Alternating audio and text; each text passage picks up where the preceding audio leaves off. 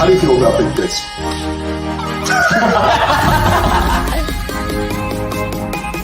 We got Sarah J on the casting couch. Yes. She's never done this before.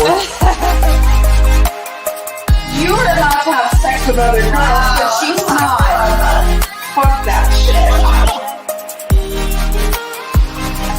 What are some of the biggest mistakes you personally Shoulder fuckers. And here we are. There. What up?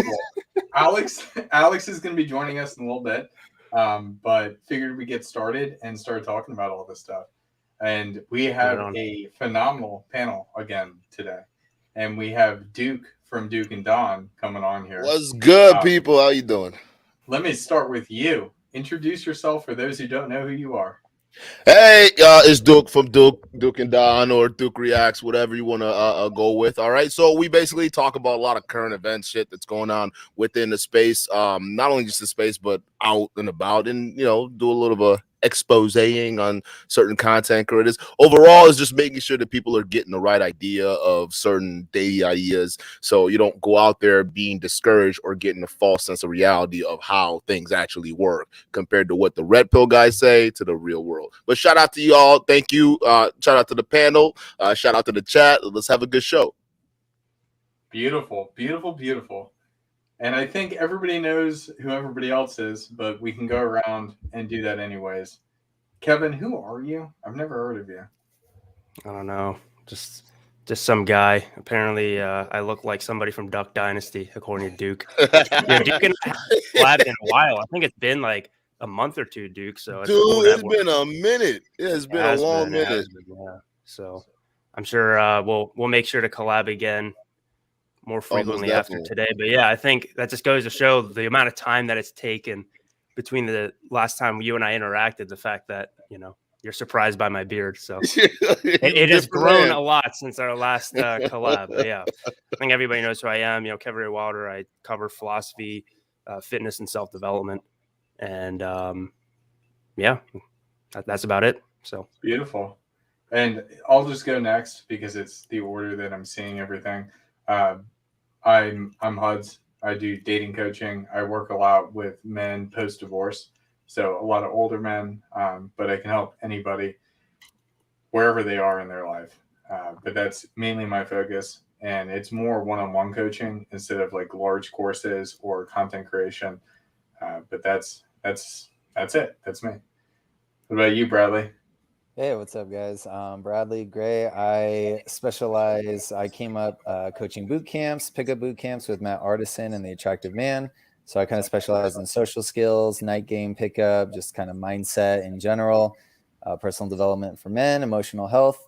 So yeah, that's me.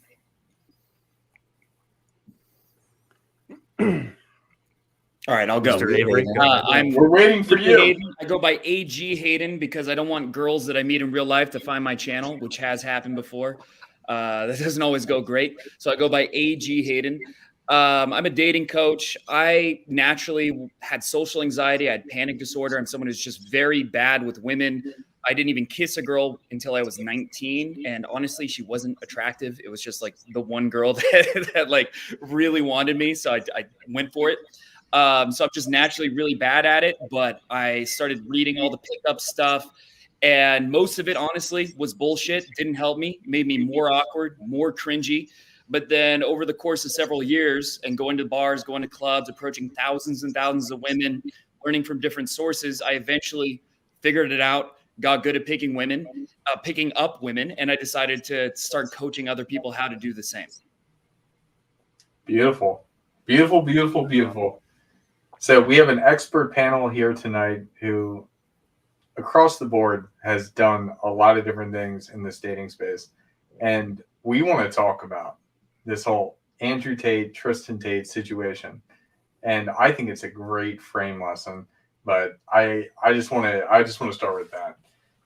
So for those who what makes don't you think know, it's a great sorry, go ahead. I'm sorry. Yeah, no, all good.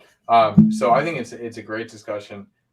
So essentially, and I'm going to have to pull up the article. I don't know if somebody else wants to do that right now. But essentially, they got arrested because they claimed that they had kidnapped this girl against her will and holding her in this house in Romania. And for those that don't know, they have this house in Romania where they run their webcam studio out of. And so they have all these women. I think they prefer mansion.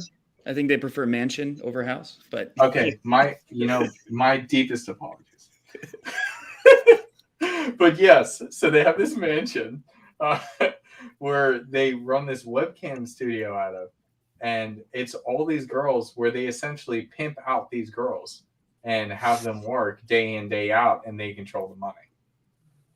Now, I guess nothing inherently wrong. I don't know Romanian law, but one of the girls, my understanding of it was that one of the girls was not communicating with her mother, and her mother got involved and was bringing the forces against.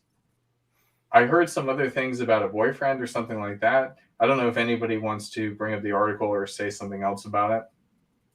I didn't even find out from an article. I heard it was the mother, like, because that, like, someone interviewed the mother and she was just going on about how hysterical. Oh, she's like in her second year of college, she's just a kid, like she doesn't know any better. I was like, okay, well, just not knowing better doesn't mean she was kidnapped. Like, so one thing about Romania that should be mentioned is it's one of the most religious countries in the world. So when you're in a very religious country, and then this mom finds out that her daughter was hanging out with two notorious playboys, multimillionaires, like these crazy guys that are much older, and she's supposed to be a virgin, probably her daughter. She's supposed to be faithful. She's supposed to be all these things, and then your reality is destroyed. What are you going to do? Like, how are you going to react? Are you going to believe that, oh, she just got seduced by these guys and their charisma? Or are you going to believe she got raped, right? Or are you going to believe she got kidnapped? And I think it's the latter. I didn't know that Romania was so religious. I mean, that's Dracula land, isn't there? Transylvania's in Romania. Well, that's probably why. Because how do you fight vampires, bro? Yeah, Jesus. That's the I thought it was garlic. The new Dracula?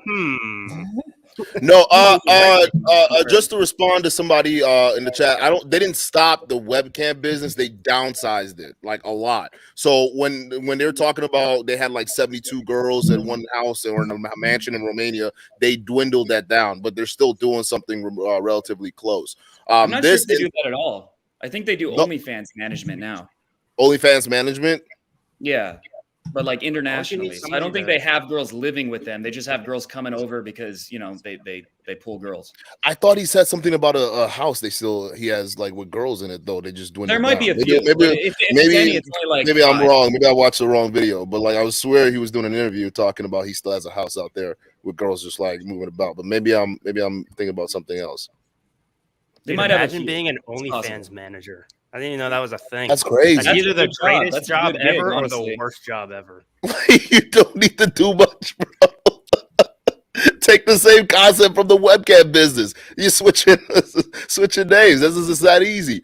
But yeah, man, it's I saw the videos that they had, and he was talking about it, and the way he explained it was that they, the girl came over, she flew up flew in, or however she came in by herself. They had a party, it was fun, and her boyfriend found out that she was there, and once he found out, she freaked out, and then basically the story came forth in which this happened. Boyfriend heard about it, wild out, called the cops, and we saw the video of him getting pretty much put in the back of a police car. I don't know. Somebody said, "Where's the evidence that he was arrested?" There was a video of him in the police car smiling. Like, I might as well. Dude, that was crazy. Like he was like, "I don't give a fuck." Like Tristan was understandably a little nervous. I would be a little nervous in that situation. Like, fuck.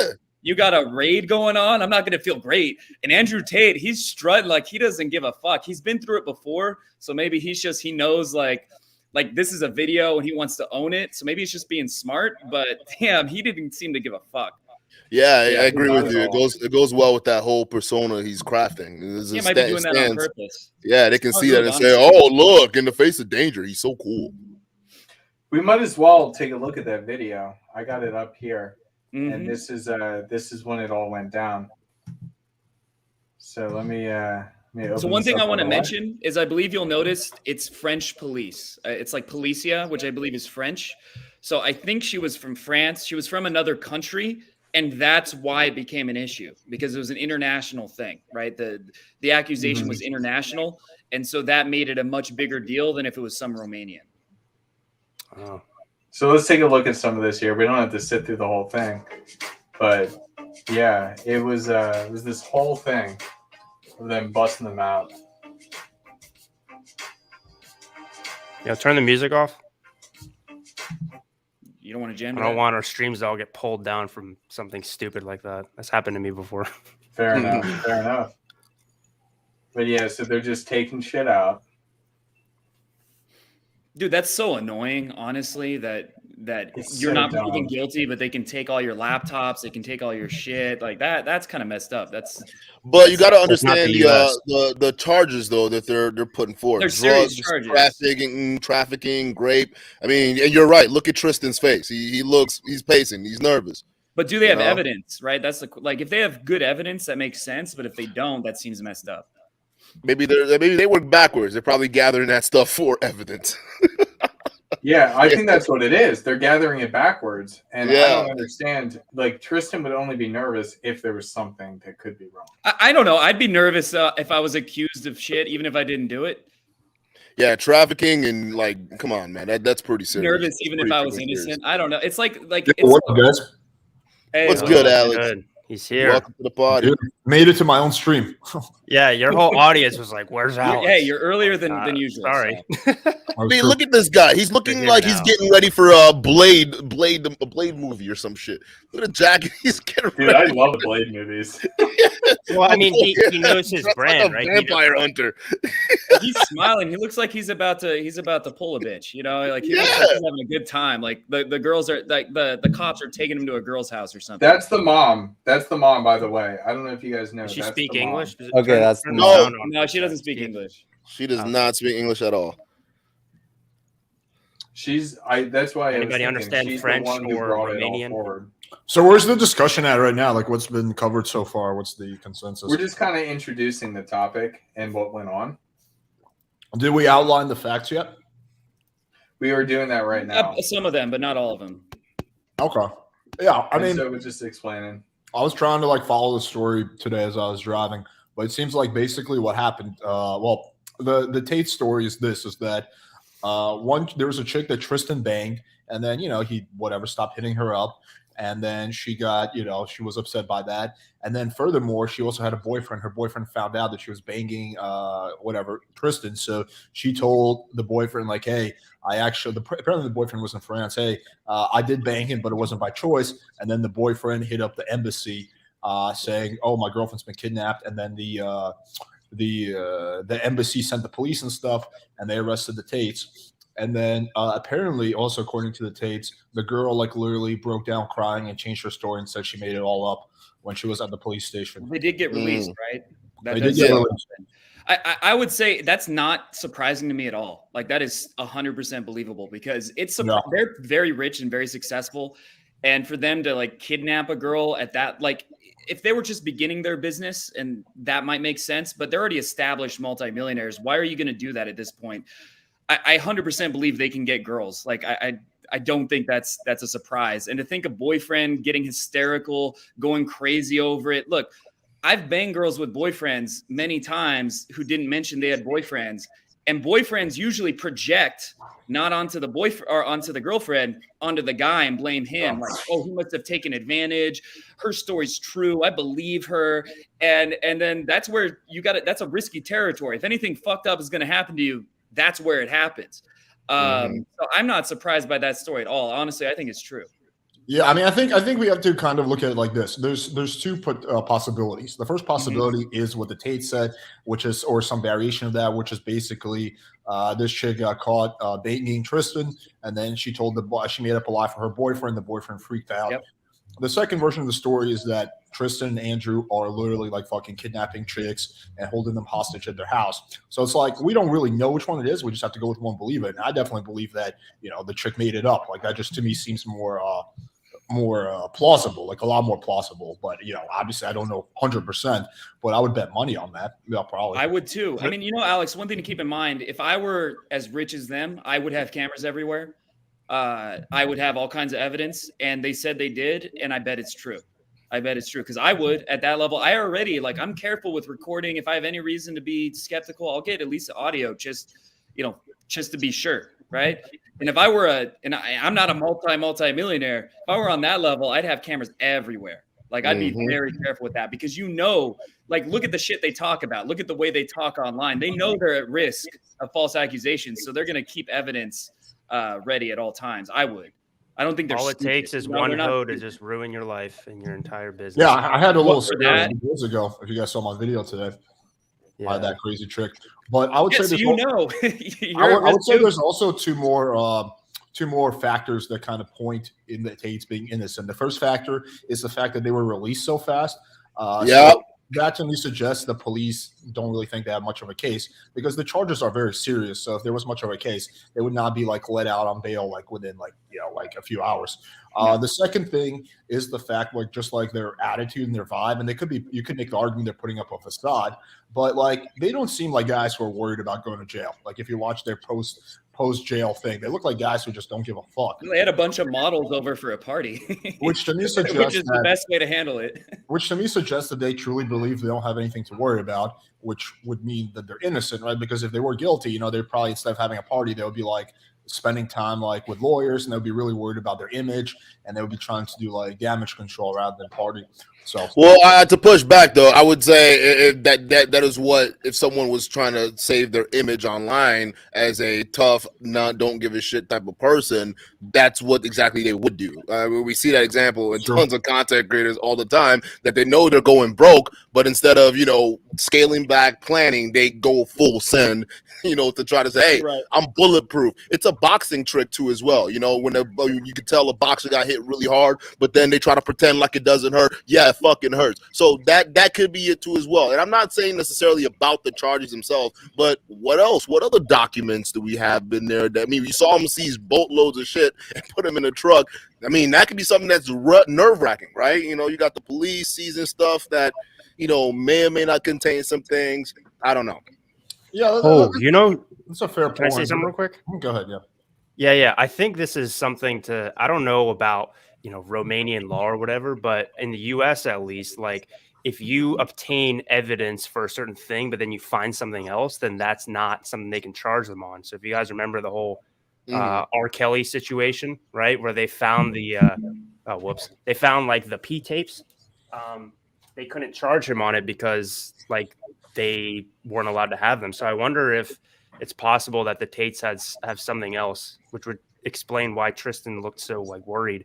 Maybe they had something else saved that was legally kind of they probably have But do you really think you wouldn't look worried if you had a bunch of people with assault rifles storming your house? Yeah, I would be worried. But right? I'd be worried. Even if I know I didn't do anything, it doesn't mean innocence doesn't always win out in court, right? People get people have been executed falsely. Shit happens. So I would be worried. Yeah. It could be something possible too that they didn't even know what was going on. Innocent. They were just the cops just showed up and they're like, oh, we have a warrant for taken off guard. Shit. Yeah, that's probably what happened. I think the most logical solution is they were probably worried they have something semi-innocent in the house, some weed or a firearm without license or they might have one or two of those. Not a big deal really, but they're worried about because Romania is not I think they probably like weed and shit like that. Again, this is all speculation. It's probably a lot more serious over there because it's Eastern Europe. So maybe they're worried about that, or I don't know. I do wonder because he's made videos in the past about how he's anti-weed, anti-drugs. So what kind of surprised me to see the weapon part would be that could be true. But the drug charges though, maybe they'd have some around, if the girls want some or something, but probably the most logical conclusion for why Tristan was nervous is simply because there's a bunch of police and even when you're completely innocent, you don't really, you still are worried, right? I can tell you, I would certainly be nervous as fuck if there was police at my house, arresting me. Like, Dude, I get nervous when I see police on the freeway driving next to me, like for no reason. Like I'm not even doing anything. Like, I've gotten sure, pulled it's a over. I didn't know nerve-wracking why I got thing. pulled over. I didn't feel great. I wasn't like, oh, this is a good situation. I'm feeling at my best, which somehow Andrew Tate seemed to. But Tristan's reaction made total sense to me. Yeah, I would say You guys had to Andrew's show it reaction for the made less camera, sense you than know? Tristan's, honestly. Is the case closed? I don't think it's closed. No, I think it's No, it's No, not. it's too soon. It does not I mean, close it's that way too quickly. Yeah, If that's way if too only soon. the legal system worked that quickly, right? So one thing I want to bring up: a lot of people are saying "believe all women." What do you guys think about that sentiment? I think they're saying it as a That's the worst meme. thing I've ever Like, heard I of. don't think they're What? actually serious. Yeah. Yeah, you can wipe your ass. That's with something that I've heard statement. though. You know, Have you ever had a hear it. conversation with a woman? Like what? Women never lie. They always tell the truth. They're queens. Yeah, I don't think any. Yeah, see, Nah. he even said whammon. Whammon. Wow, man. Is that not serious? Believe all women. But on the flip side, I do think it sucks if you're like a chick who legitimately was like raped or harassed, and then like because of other bad apples, people don't take you seriously. So that's got to suck. Like on the flip side, Yes, of there are Boy two who sides to cried it for wolf. sure. Yeah, for When you sure. go- Yeah, but that's got to be that's got to be. Listen, we can fight that fight, but that's got to be ultimately up to the women, right? They got to be able to step up and say, "Hey, how about believe all women? How about we just don't go with that? How about we just stop caping for each other and just actually be critical of it? Other than that, How us about guys." logical? Yeah, let's just be logical for a second, right? Because there are also other women who are getting hurt. This believe all women is indirectly hurting other women. So I mean, it's up to them. If we just do it, if it would we be mansplaining to a bunch of chicks in this goddamn society? I live by this the code of I don't give a fuck. All right, it's your problem. You fucking deal with it. It is what it is. Yeah, Do you guys know the case of Al that's Franken? for the whole society. Yeah, Yeah. like everyone who claims to be a victim when they're not, they hurt actual victims. You know, Actual this is- victims. This is a society. I don't know the actual case. Can Of Al can Franken? you explain? He got canceled. Basically, he was a senator. He possibly was going to become president. So he was on the rise. He used to be a comedian. And what happened is some woman that he did a tour with, a comedy tour with, showed this picture of him. It looked like he's grabbing her boobs, but it was ironic. He's not actually grabbing her boobs. She was asleep. It looks like he is, but it's a joke. And it's like in the 90s, right? It's like early 90s. And then she says they did a skit and he wrote into the skit them making out and she felt uncomfortable about them making out. But from my perspective, she didn't have to do the skit. She chose to do this skit and they make out. He's not doing anything illegal or taking advantage of her. And he literally was called by the liberals, by the left, to give up his career. And he capitulated and gave up his seat at the Senate, even though he broke no laws. And I don't even think he did anything unethical. And so that's what happens when people just give into the mob mentality. Yeah, let me just quickly address a few of the comments. So it wouldn't surprise me if they buy their buy IG followers, but I wouldn't hold it against them. Like that's what pretty much everyone does. When I created my Instagram like 5 years ago, I'll fully admit I paid for followers. I mean, I haven't done it in a while, and now I'm paying for a company to get my Instagram verified. Like, no, like there's a lot of advantages to doing it. That's what everyone does. On Instagram, everyone does. On YouTube, it's not smart, but on Instagram, yeah, on YouTube, it's not smart. So I don't hold it against them at all. It wouldn't surprise me, but again, to me, that's not like a sign that they're fake. It's just a sign that they're playing the game like everyone. Yeah, and that's the thing. Like the fake it till you make it name is different from actually hurting and scamming people. We gotta actually make sure we're making that clear distinction because a lot of content creators can get tossed in different mix. I mean, it's perfectly viable that if you're online, there's a certain type of image in order to grow that you can cultivate. Okay, that's fine if you want to do that, but that's different from straight scamming. So let's make that clear because I see some of y'all would mix someone who's faking it to make it and try to go after them with the same veracity as someone who's actually hurting someone in terms of scamming. So let's just make sure we make that distinction clear. But Yeah, yeah. we got a question woman is, do they get simping the for us results in they the claim they comments. get? Yeah, this is the best comment ever. Is it? There we Do go. any of you guys? Is this any of your girlfriends or something? Do you guys Whose know? channel is it on? I mean, I don't it know. might be I all of don't our know. girlfriend in the Well, near future. I mean, Yeah. We appreciate the Black comment. pill confirmed. compliment. She's only talking about our looks and not our personality. Black pill is Black pill facts. confirmed. My girlfriend is passed out on He the, waffles. on You the got a new couch right video, now, bro. so You got more Your scientific looks proof equals of your your beliefs. personality Appreciate it. 100% of the time. Bro, I like Andrew Tate, but this is a really dumb statement. What is this What's the name? evidence, man? What is the What's your name? evidence? He 100% did. And I don't whatever think he you like accused him of. if you think he's 100% guilty. Jesus Christ. Dude, Whatever look at he's his name accused of, is doesn't matter turtle what. anal uwu. Like he not 90%, not 95%, like not 50%, 100%. There's a 100% chance he did something that you don't even know about. Like he didn't say this charge. He said whatever he's accused of. Whatever he's accused of. Serial killing, he He's did also it. got a great username. and Blasphemy, profile he pic, did by it. the way. Dogfighting, Hey. he did it. Yeah. Opinions are like assholes, just like Turbo Anal over there. He accidentally Well pulled said. the state flower out of the ground, and he's going to jail, guys. That's it. What the fuck, man? Wait, let's actually read her comment because she Go for it. gave $20 to somebody. I mean, who knows? There's like 5 of us streaming right now. Anyway, she says, "Is there an award for cramming this much handsome into one video?" Oh, Black Bolt confirmed. Can't Anyway, disagree she with said, that. "Holy hell! Oh wow! Holy hell! Every man is freaking gorgeous. Rate us. Who's number one, Kendra? And be careful with your words." Anyway, Kendra Middle. Okay, so that's her. Has entered the chat. By the way, actual wealthy people never use the word mansion ever. There you go, Avery. I'm right. I think there are like, especially new money. New money is more likely to brag about it and be like, "Oh, look at this Rolex." I've seen that. But people who are like We just super read it. rich usually don't do that. Read my super chat, asshole. Ken, I don't I'm think she's joking, talking to I'm us. I joking. think she's Tell me talking to to people in the Of course, chat. you're not simming for us. Yeah, I'm but still Kendra, 50-50 on Kendra, whether we it's actually really a chick or appreciate not. that. We do. Yeah. And I'm like glad that 50-50 you on whether it's an support what we're actual talking female or about. just like a gay dude like acting, but you never know. No, I think she's been on my I think she hopped on one of my streams. No, Kendra's dope, man. She supports the channel over at Duke and Down. So Yeah. shout out to Oh, Kendra. okay, cool. Yeah. That's a Oh, G right there. What's up, Kendra? No, she's a real person. I mean, that was definitely like Yeah, a real, no, Oh, she, okay, she okay. knows I it. didn't She thumbnail. knows it. Yeah, you got to put some respect on her name. yeah, she's cool. For sure. John Right on. Anthony wants Duke to come closer to the camera because I can't see your. Well, Oh, okay. Hey, hang on 1 second. I didn't know you were. I think I meant I beautiful, but I didn't know that John Anthony was interested in seeing guys. come closer to the Let me fix the camera real and quick. we got Chicken Dinner back. He's one of the greats. Love that guy. Yeah, but he's just gonna bitch out. He's just gonna what he's gonna do is he's gonna say, "I was backstage waiting for you guys, and I beat them by default because they didn't show up." And this guy's a massive pussy. I'm like 50-50 on what that should just Alex, don't feed the trolls, man. This guy, I feed the trolls. Yeah, I this do have guy's a, like That the makes the bane internet of go your around, man. existence. Trolls. Fucking chicken dinner. I'm like, Alex is ducking. I'm Chicken like Dinner. I'm like fucking my girlfriend. Someone says you're I'm ducking like, him. babe, I can't do this. What are you thinking about another girl? No, this chicken dinner, dude. I mean, you've debated people with like 100,000 subs, but you're afraid of some random nobody.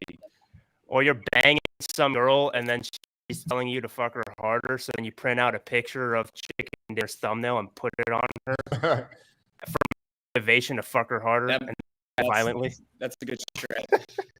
Oh, we got a really solid question. How does Alex pull bitches with that nose? I don't know. Some people have game, unlike you. Explain I don't it. know. Some people don't make excuses. Like a fishing. All right, does anybody actually believe this other than the, what's so funny? I find interesting about Torsha's audience. And, I actually think Torsha's a fairly smart girl, which is why it's upsetting that she's like such a fangirl. But like the whole problem is like, okay, you get red pilled, right? So all these guys who get red pilled, they look up red pill stuff because they're prone to having women dupe them. I'm not blaming you. That happened to me too in the past. Yep. But then now they're like getting blue pilled again for another girl that's saying, look, I'm red pilled. So it's like, you're not even solving the problem, man. Anyway, I think that's funny. I really like Torsha. I think that she's got a lot of great things to say. Really? I think she's just not calibrated. I did not. I thought she was I mean, extremely. do you No, I agree think that she's she dumb. destroyed Yeah, Alex dumb. and I in the debate? No, Yeah, she of course dumb. not. But I just don't think she's calibrated enough in how she uses language. No, I think it's a lot more Calibrated, than you that. mean I thought she smart was or- straight up completely disgenuine. I thought she was a major shrill for Rolo, honestly. She could not think of one thing that she disagrees with Rolo on. She couldn't answer any questions. Like, I hate when people like this Her genuine. tone was very condescending. Like, Yeah. She was not using logic at all. She was using emotion the whole way through, and she was being condescending, talking down, being basically a bully. And I can't respect that.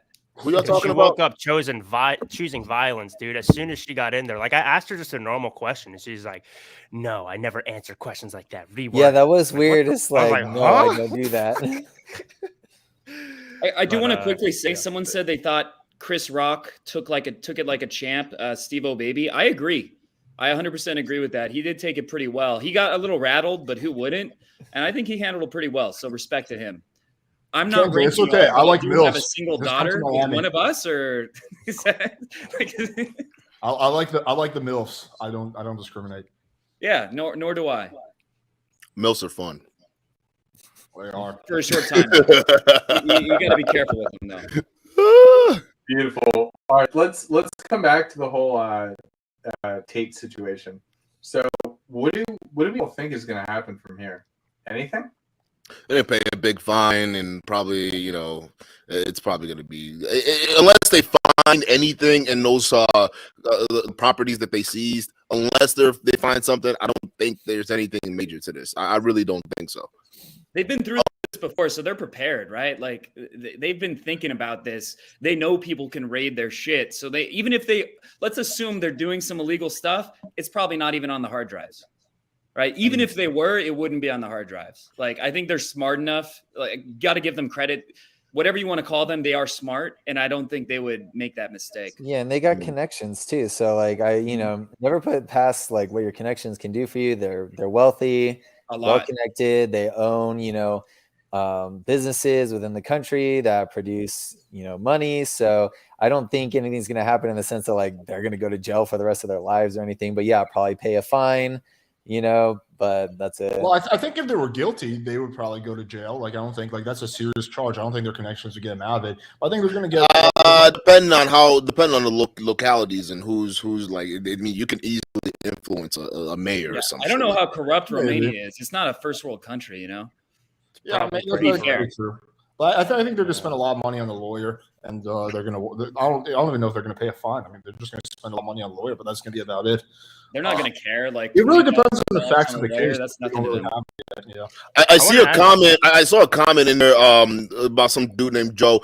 Listen, Kevin and I do not hate Andrew Tate. Like, well, just because we do videos exposing like the whole BDSM, him smacking a broad and hitting her with a belt. Listen, we just talked about it. No one hates him, bro. Ain't nobody got time to hate on people. Y'all got to get that through your thick skulls. Just because you criticize somebody does not mean you hate them. Realistically, it's like when you criticize somebody, ideally you want them to be better. If he's helping dudes, why the hell do I want to tear that down? If I see something that's toxic and could potentially be dangerous to the mindset of young men, well, I got to say something. I don't talk about his personal life. I don't talk about anything else but what he puts out there. And I legitimately think, based on what he puts out there, dude might be crazy. So that's a fair point. But it is what it is. We don't hate him. It's just we see some things we pointed out. I mean, what would you say, Kevin?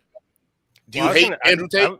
No, of course not. I think I'd implore people to actually go watch that video. Like, we're both kind of just like, well, I mean, I don't know. We even had people come on later into BDSM and talk about it, of course, because you're like, well, on the surface, it looks like he's just smacking a bitch, but like, I mean, but the like, video apparently did look for bad. these reasons, there was consent and all that. Yeah. Yeah, I mean, it was shocking when people saw it, but like, we had a conversation afterwards. Just because we talk about certain people doesn't mean like we hate them. Y'all gotta stop. And it's another thing too. We shit. talked about it in the video, but we're basically, in a way, I feel like we're almost ethically obligated to cover it because it was sent to us. So imagine we don't cover it, somebody else covers it, and then it comes back on us. This same guy's like, oh, we sent it to Duke and Don and Kevin, and he just ignored it. And then it'd be like, oh, or trying to mask or cover some shit up. We're protecting our boys.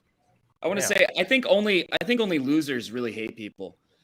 If you have enough time and energy to focus that on hating people, like, what are you doing? Like, you got better shit to do. Like, you should be focusing on improving your own life, not enough to hate people. Like, I might criticize someone or think, oh, they're dumb, but I'm not going to like go comment on all their videos. And like, I don't have the time or energy for that. That is a waste of fucking time. I got better things to do. And that's how you just want a downward spiral. Like, oh, I hate this person. I hate this person. I learn, even people I dislike, I learn from them. I think, like, do you hate Hitler? No, he misunderstood, bro. What the fuck is the Hold on, bro. I wake up He every wasn't day the just best hating dude. Hitler. Like that's what I do. Like He was good to dogs, though. I mean, you know. Is that? Yeah, I heard the paintings. Yeah, I heard the paintings. He has a lot of great Passion. fans. There's no way that's Well, look, John's name. Why does that person hate John Anthony? Okay, Obviously, hey, well, that's the same thing. He's hating on John Anthony. Like, and that's a good point you're making there, Hayden. I was going to ask that question. Like, what is it that drives people to like think these things, like to just jump so far to that extreme? It's like, oh, you said one criticism, therefore you hate him. Like, what is it? Because you're right. Like, I don't do that. Like, I don't have time to do that. Like, what is that? I think it's tribalism. I think it's tribalism. Right? Like you have to have people on your team and you have enemies, right? It's us and them. And if they disagree with one thing, like people do this all the time with like with the whole religion and like politics, cancel culture thing. like, If they say one wrong thing, you got to cancel them. They're over. It's done. You hate them because you got to be on a certain team. It's just this like thing in our genetics, but you got to level past that if you want to be successful in life. You got to level past that. Which one of you guys on building and getting better at? Like that should be your focus. It shouldn't be focused on hating people. It should be focused on finding the people who, like, sure, like I guess your tribe in the sense like they're working towards the same things you are. You want to try and find the people who already have the things you are, and then work with them, or the things you want, and then work with them so that you can learn how to get that. It's just no time to hate, like you were saying. You know who people hate? Do people hate people who are more successful than themselves or less successful than themselves? Yeah. Almost always more successful than themselves. Chicken dinner is way more focused successful. on what they can teach you, not why you hate them. Which one of you guys has said earlier that it's about, you know, because there's a lack of strong leaders in the world and people are gravitating to the Tate type characters for that. That was also that was off air, I think, to go to Bradley's question here to Aiden. That's also a part of it too. A lot of these guys are looking for leaders, and they listen to some of these guys, and when you know, they take the word as gospel because when I did a show with another content creator where they were talking about these guys are basically looking for their daddies, right? And essentially that's what it is. They're taking their umbilical cord from wherever it is that they need to attach to, because maybe their father was not in the home or father wasn't a strong enough presence, and they're coming online and they're finding these different characters. They'll take whatever they say as gospel and run with it. But then when you run into an opposition or what they deem as an opposition force, could be any of you guys saying, hey, that idea is wrong. It just doesn't make any sense. They will look at that as an attack, right? Because to them, you're attacking someone that they've almost developed this social relationship with, and it's like you're attacking my friend. You're attacking my guy. Fuck you. And it's like, whoa, wait a minute. Have we lost the ability to just criticize somebody and then just, you know, have a conversation about it? You know, and that's what it is. And I'm glad some of the content creators, even some of the bigger manager guys that I've criticized, and they've ended up coming on a panel, right? And it's like, hey, guys, this is how you can take criticism and then basically be able to still talk and work with that particular person. There's no hate going on about here. We want y'all to be better. That's it. When any one of these gentlemen are talking about a content creator within a certain context, they just want that particular individual to be better. We don't have time to hate and wait for somebody to fall. That's just weird. It's a weird type of energy to bring to this space. And really, too, like this is a really important thing to like talk about. Is even with us, right?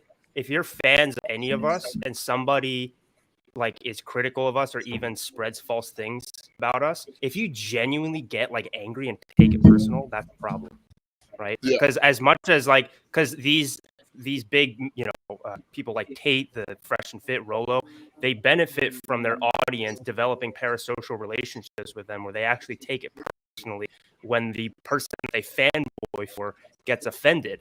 But dude, I know with the rest of the guys here, I don't want to speak for them, but I assume this to be true. You know, we want our followers to be their own individuals. We want you guys to take life into your own hands, and you simping for even us, right? And like coming to our defense, that just goes to show you that in some way you have a parasocial relationship with us, and that's the essence of fanboyism. And then that's the very thing that's a problem within the manosphere in the first place. So it's like, dude, be your own individual. You know, you could try to objectively look at the facts and whatnot, and that's how you should formulate your arguments. But if you genuinely get offended when one of your content creators gets like, I don't even know, even unfairly attacked, that's a problem. You got to look internally, man.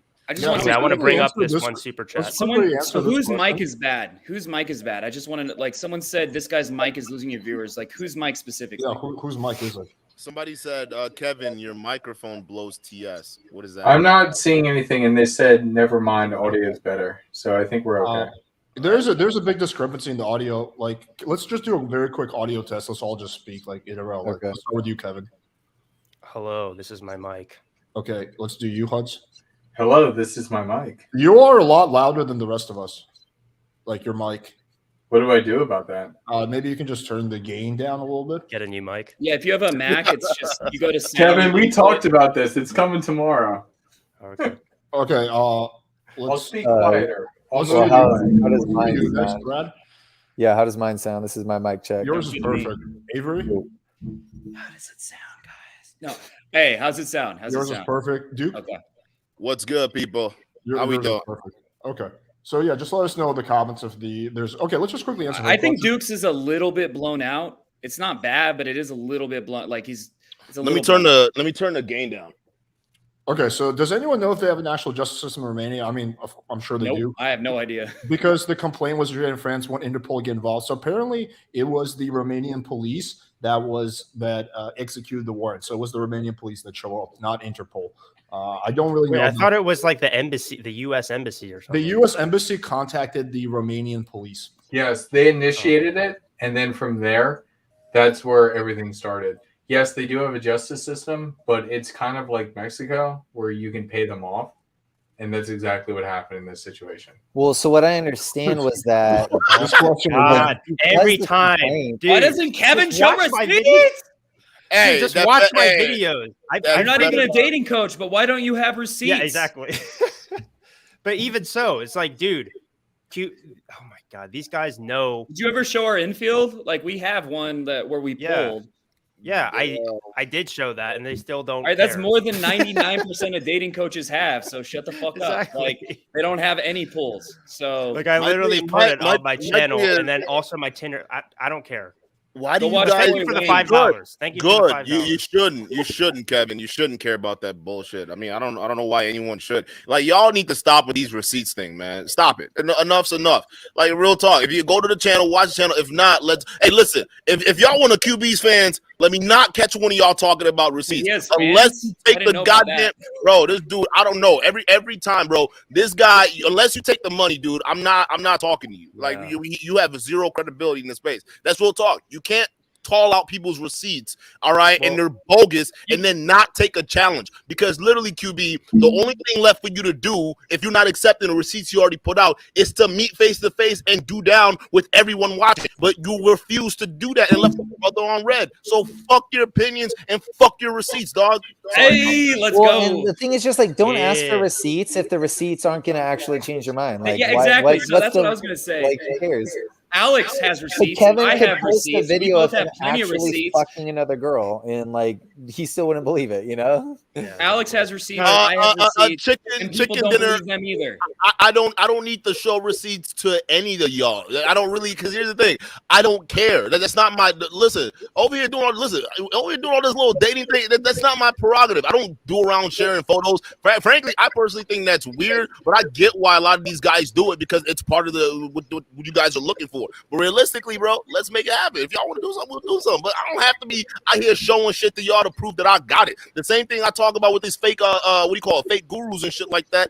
That's what it is. Listen, this receipt game, it's weird. You get the fucking message. That's all that matters. Is what Alex teaching you. Do you actually get success out of it? It's what Kevin is telling you. Do you get success out of it? It's what any one of these guys telling you. Do you get success out of it? That's all that matters. It's your fucking receipts right there. Jesus fucking Christ. Yeah, I think testimonials are more important than receipts. Like, what do our clients? What results do they get?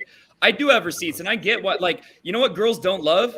They don't love finding out that they were a receipt. You know, like, Yeah, so exactly. I That's get why you I wouldn't hide show them that within my anyway. videos. Bro, I don't post a video being like Kevin's receipts. That's Yeah, an and it's invitation. called- Every it's called single girl I know discretion personally. and, You don't like, realize that They're in these there. girls stalk your social media, bro. They stalk everything about Oh, yeah, you. they Like, do. These dudes don't I've get had shit. incidents. I've had incidents. Yeah, this is funny because this relies on the erroneous assumption that good game you don't get rejected. Of course, I get rejected.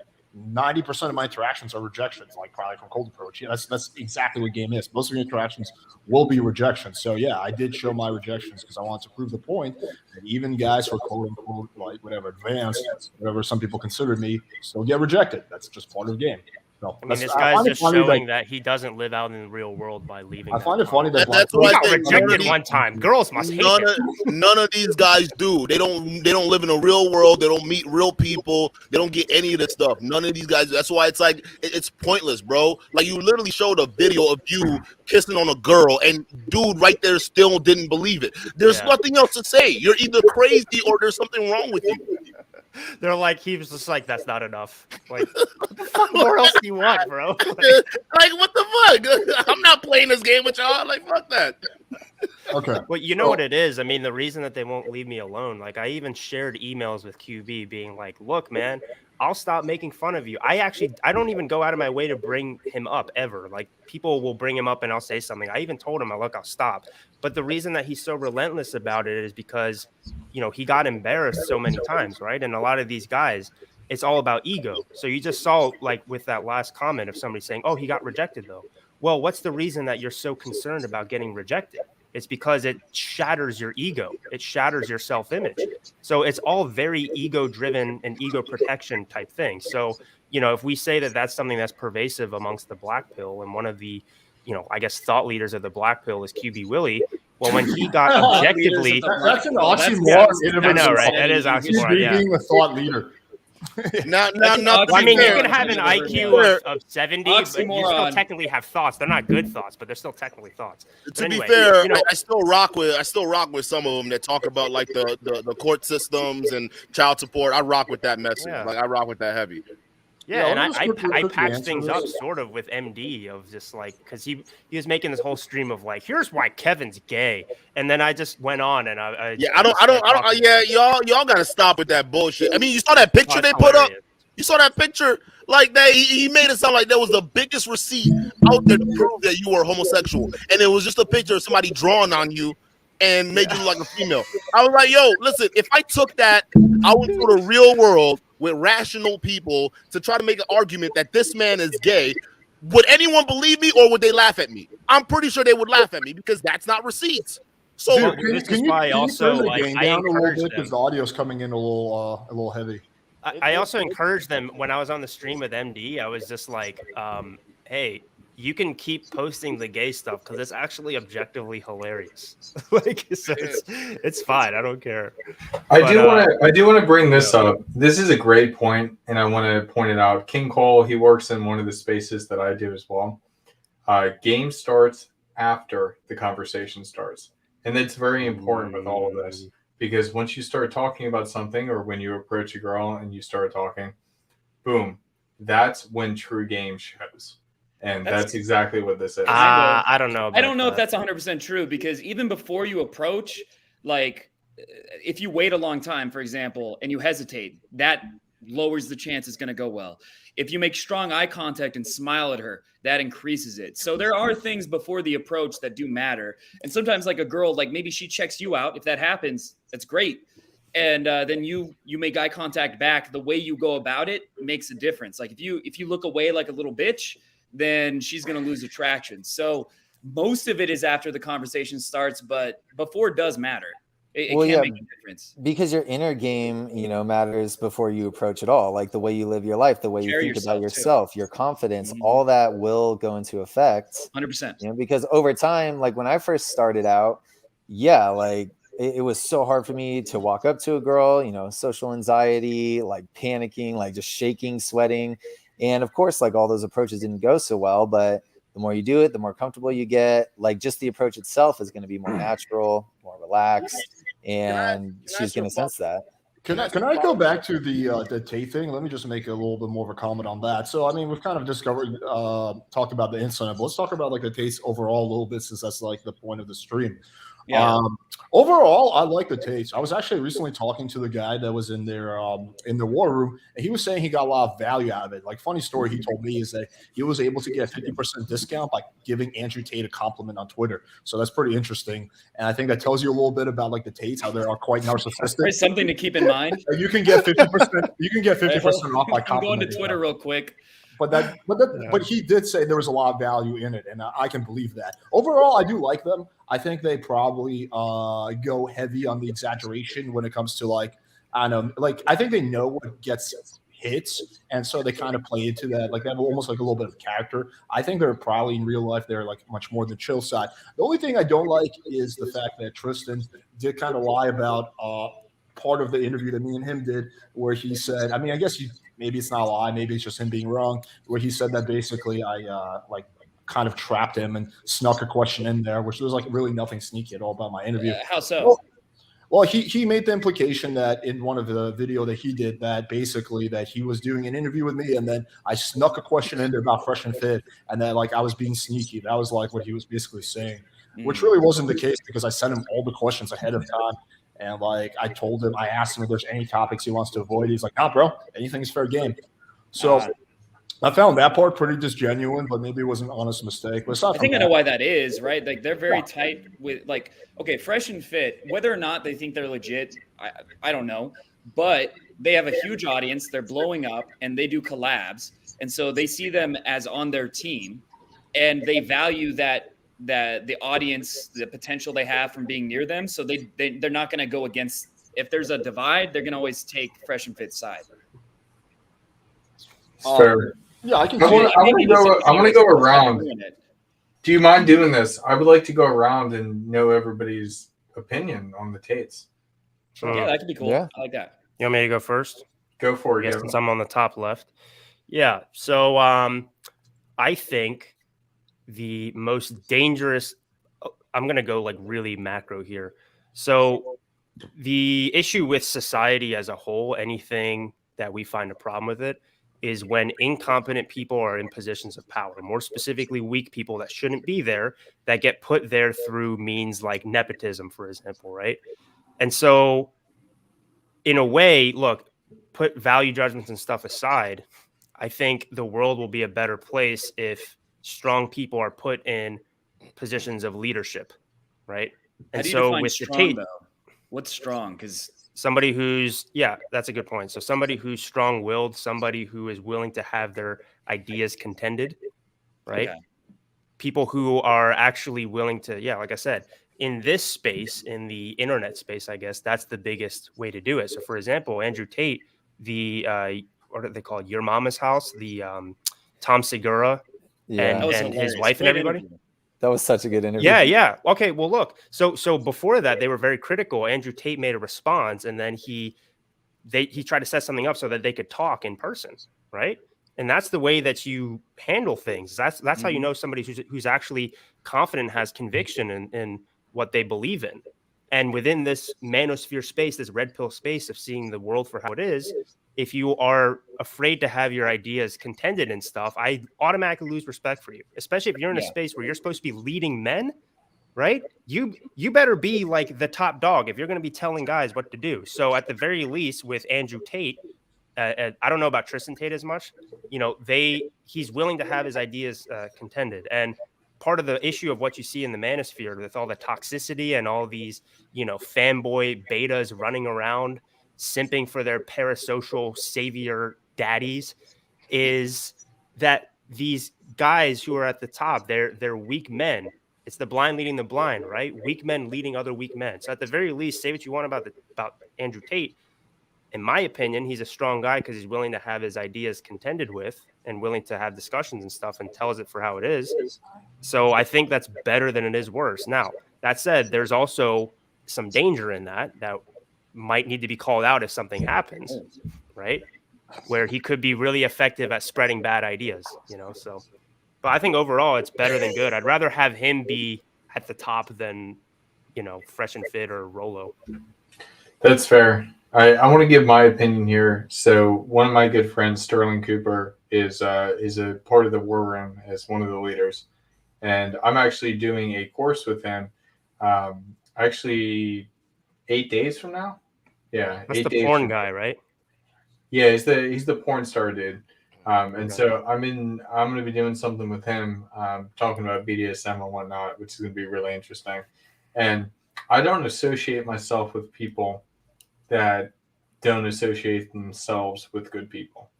And I think that's kind of where it comes down to. They may be getting too bigger than they know. And that could be what the issue is. But I don't think that there's any malintent with anything that they do. For sure. Yeah, I don't know anything about Tristan, actually. I've never seen anything from him, but I definitely know a lot about Andrew. And I do really like him. He's definitely helped me out a lot, especially anytime where I would feel like, when you get kind of wishy-washy, like, I don't know what I want to do, like with my life, I don't know what's next or whatever. I listen to some Andrew Tate, and like he's just so real and raw about his, like, yeah, you do. Like, if I took away, every fear you have or doubt you had, would you do it? Like, of course. I just think, he might be a little extreme or whatever, but I think there's some value in seeing a man who's just so, like, determined and convicted about what he believes, whether or not you agree with everything he believes. I definitely think that he's, a net positive, let's say that at least. And I would love to talk to him. I'd love to hang out with him, just spend a day with him and see what kind of things, what kind of style, that mindset manifests, besides what he just posts on YouTube and whatnot. Can I answer something really quickly here? He said, imagine defending Tate, LMFAO, WTF. Kevin, what's your IQ? First of all, I have no idea. That's just such a cringe thing. If anybody's ever brags about their IQ, that's a good IQ test to see whether they're stupid or not. But anyway, no, the reason that I'm like defending them, again, I'm not saying that whether I think he's a good person or not, but I think it's important that you're a strong person, right? So if you're a weak person, I can't have conversations with you because I don't even know if you actually believe in what you believe, or it's just like some massive cope, So that's all. Anyway, whoever wants to Duke, go next. I think it's his turn. Yeah. Yeah. What do you guys keep laughing about? Is it chicken dinner? No, Yeah, it's Alex's comment, actually. He's cracking me up. This is a good one, too. I like how when I make a comment just from everyone, that's funny. That's the funny Oh, thing. you have Like we all say it at the same time. It's a setting. Well, I need to get everyone's opinion on this one, though. Do I look 50? No, I'd say No? you look like. You look look like great. low If you look 30s, 50 and you that's get good, more man. girls than all of them combined, How like, old who are you, gives a Brad? fuck? Well, let's play the game. How old do you guys think I am? I think you're late 30s. I say 38. Okay, yeah, I'm actually 33. Wow. I started going gray at like 18 years old, so I definitely have that gray hair thing. Yeah, I going. think that's what's throwing it Yeah. off. In case Sirius puts it, girls love it. He's a silver fox. Exactly. What? Damn, bro, y'all got a lot of these fucking trolls in here, bro. It's just to make videos about the black pill. Like it brings in the riffraff, Yeah. I'm looking at this like, wow, what is happening? I Like say, this. let's say I am 50. Doesn't that make me like even better, still banging hot young girls? Like, I mean, Yeah, exactly. If they call me ugly, I'm like, okay, that makes me a better coach. So thank you. He's old and Some people will say I'm ugly and I don't get girls, and then other people will say I'm too handsome, so I don't have game. I'm like, which the Either fuck way, is it? you lose. No, they already go in with the idea of, oh, I already hate this person. I think he's a scammer, whatever. So therefore, I'm just gonna say whatever makes sense within the moment to disparage him. So I don't even listen to what they have to say unless it's I'm funny. super cool and Unless it's I funny. don't get girls. So how's it possible someone else does unless it's because of looks? Because I'm super cool. guys, I'm hearing a And lot of fuck you. people in the chat talk about the audio. Can you guys tell us specifically whose mic is off? Like, we That's don't what fix audio. That's We what I'm need Watch saying. it be Alex the entire time. I mean, if it is, I'll take some action. Just let us know whose mic it is, and then we'll fix it. Dude, my gain is as low as it can get. Any lower, you is it probably- mine? They were saying that mine was cutting out. Is mine cutting out? I mean, to me, it sounds fine, honestly, for everyone. But I don't know. Maybe it sounds different for them. Sometimes it's different when you're. Oh damn! Yeah. Andrew's Duke, what do you think about the so Tates? generous. Well, we appreciate you. I'm curious. Who? Duke, what do you thinks about the Uh, Tates? Listen, overall, are they successful guys through unorthodox means and they found themselves to wealth? Absolutely, right? Should their work be respected because they got there? Yeah. But personally, I think they're crazy. Not Tristan. I think Andrew's crazy. I would firmly stand on that. That's just pretty much what it is. Why do you think that? Like, based it's just on what? because he has this. Because listen, I cover guys like Tate the Sitter and some of these other guys who like what do you call Mr. Organics, guys that display a lot of these narcissistic kind of qualities. Now, Mr. Organics, to a certain extent, I think he understands the play between this is YouTube versus okay, this is me, and I think some other guys that we cover, they can figure that line out. But when you look at someone like Andrew Tate, it's just like it's to such an extreme, and then you look at some of the stuff on the back end, it's just like, I don't know, man. This guy may like genuinely have some screws loose, I don't know, and it may be just an overt act. I can give him, we can give him credit for that if that's the case. But a lot of this stuff, the God complex, how far beyond it goes, it just doesn't make any sense to me. Like, that guy has some serious control issues, and I wouldn't be surprised if some of the girls he's dated back, if we actually talk to him, would verify as such. So, I think it is an act, but it also might turn real. You're like Conor McGregor. It was an act, but then it turned real at a certain point, right? Listen, I thought it was an act till I saw that video. And that video, Kevin, like we said that when we were watching it. I was like, yo, I thought he was just an act. But the way you mean the McGregor one or no. The video with Andrew Tate beating the girl, like when he was smacking her, like when that first smack. That looked like BDSM to me, man. That looked consensual to me. Listen, to some people it looks consensual. When I saw that, I was just like, that was a little too real. Looked like 50 Shades of Grey. Hey, listen. I wouldn't go that far, but it still looked consensual to me. It just looked. I mean, him smacking the girl was a Grey. little bit less sus than the girl running away into the bathroom. Yeah, bro. Well, the whole time I was like, why is he filming this? I was like, why is he filming this? Or why? He wasn't filming it, and he wasn't the one that posted it. There was another girl in the room who was filming it, and apparently, according to her statements, it was supposed to be hidden. But what ended up like blowing the whole thing over was that the same girl came on and said, "Well, oh no, it was just a play. He didn't really beat me. We do this all the time," and people kind of let that go. But I still think I never saw the running part. He actually got kicked off a reality TV show he was on at the time because of that tape being leaked. He didn't leak it himself. Yeah, I still got to say though, I know it's me being a conspiracy theorist or whatever, but I'm still convinced that the girl that had the explanation versus the girl that he was actually smacking were different girls for sure. You can just tell by the cheekbones, If they were different, or she got coerced to speak in a certain type of language. I'm just saying. I guess we really have no way of knowing, honestly, at the end of the day. Is that can you bring that up? Is that something that's actually it's not on YouTube, but I think I have it saved somewhere. Give me a moment. Okay. And by the way, some people are let's saying bring this up. that it's your mic. I heard that a few times. Yeah, I think it is kind of popping in and out a little bit. Tate versus Conor McGregor, that's not a fair fight. Tate's what, 6'3" and like 220? Like, of course. Well, yeah, Tate. But it depends. It depends on the type of fight. It depends on the type. Hold on. I don't know if that's the point that he's bringing up. Somebody brought it up earlier, but I think it's a good kind of comparison in terms of their personality. Right? Yeah, dude, I think for example, is Conor McGregor a role model? I mean, somebody to like look up to or whatever. I don't know. No, not after his last couple fights. No, he used to be. Oh, yeah, that's true. But he kind of ruined his reputation in my eyes. You know what he said to his last opponent, Dustin Poirier, who he lost twice in a row, broke his leg against. Like, after he lost, he said, like, I'm gonna kill your wife or some shit, and your wife's in me. I'm in your wife's DMs. That's too much. That's too much for your me. Your wife is in my DMs. He's in me DMs. I can't do an Irish accent. I apologize. Yeah, how do you know what the fuck accent was that? But honestly, guys, from what I've heard, like, I do follow MMA a little bit. From everything I've heard, that McGregor is apparently it is all an act. Like, apparently he's actually a really nice guy, like, off camera. Same with Colby Covington. Multiple sources have like confirmed that. I don't know the guy personally. I have no way of saying that.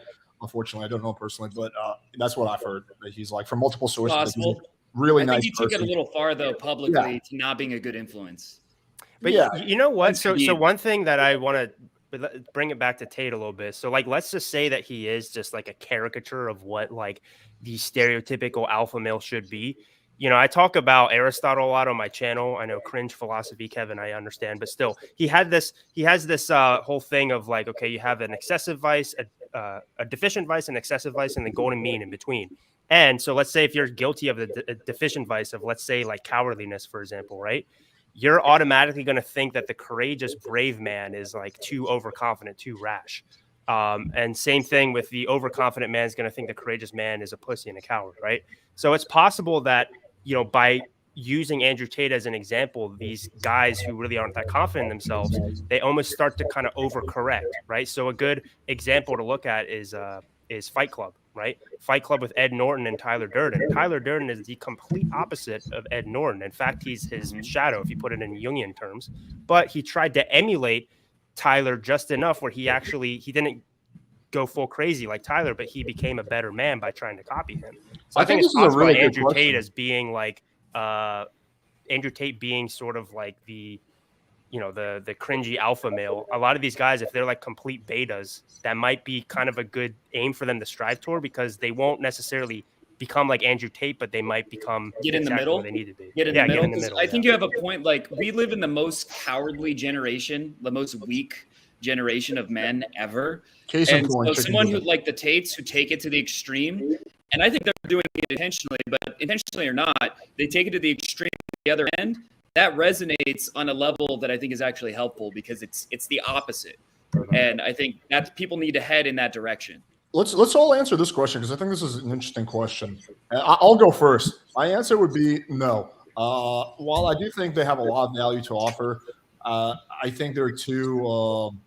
I think they lack ethic and principles, honestly, to some extent. And I would prefer that my sons look up to like other people, like someone like more like Arnold Schwarzenegger or someone like that, who, while was able to achieve a lot, also did a lot and was very ethical and stuff like that. He's a good one. My answer would be no. Overall, no. I think there's a lot we can learn from the Tates, but I have the tape up if you guys want. Really quick, can I just answer this really quickly too? I think we should all bring the tape up. Yeah. So the issue is with this is it's everybody's son's going to be different depending on who their father is, right? So if you raise your kid well, they'll have a good idea of what a strong man is supposed to be.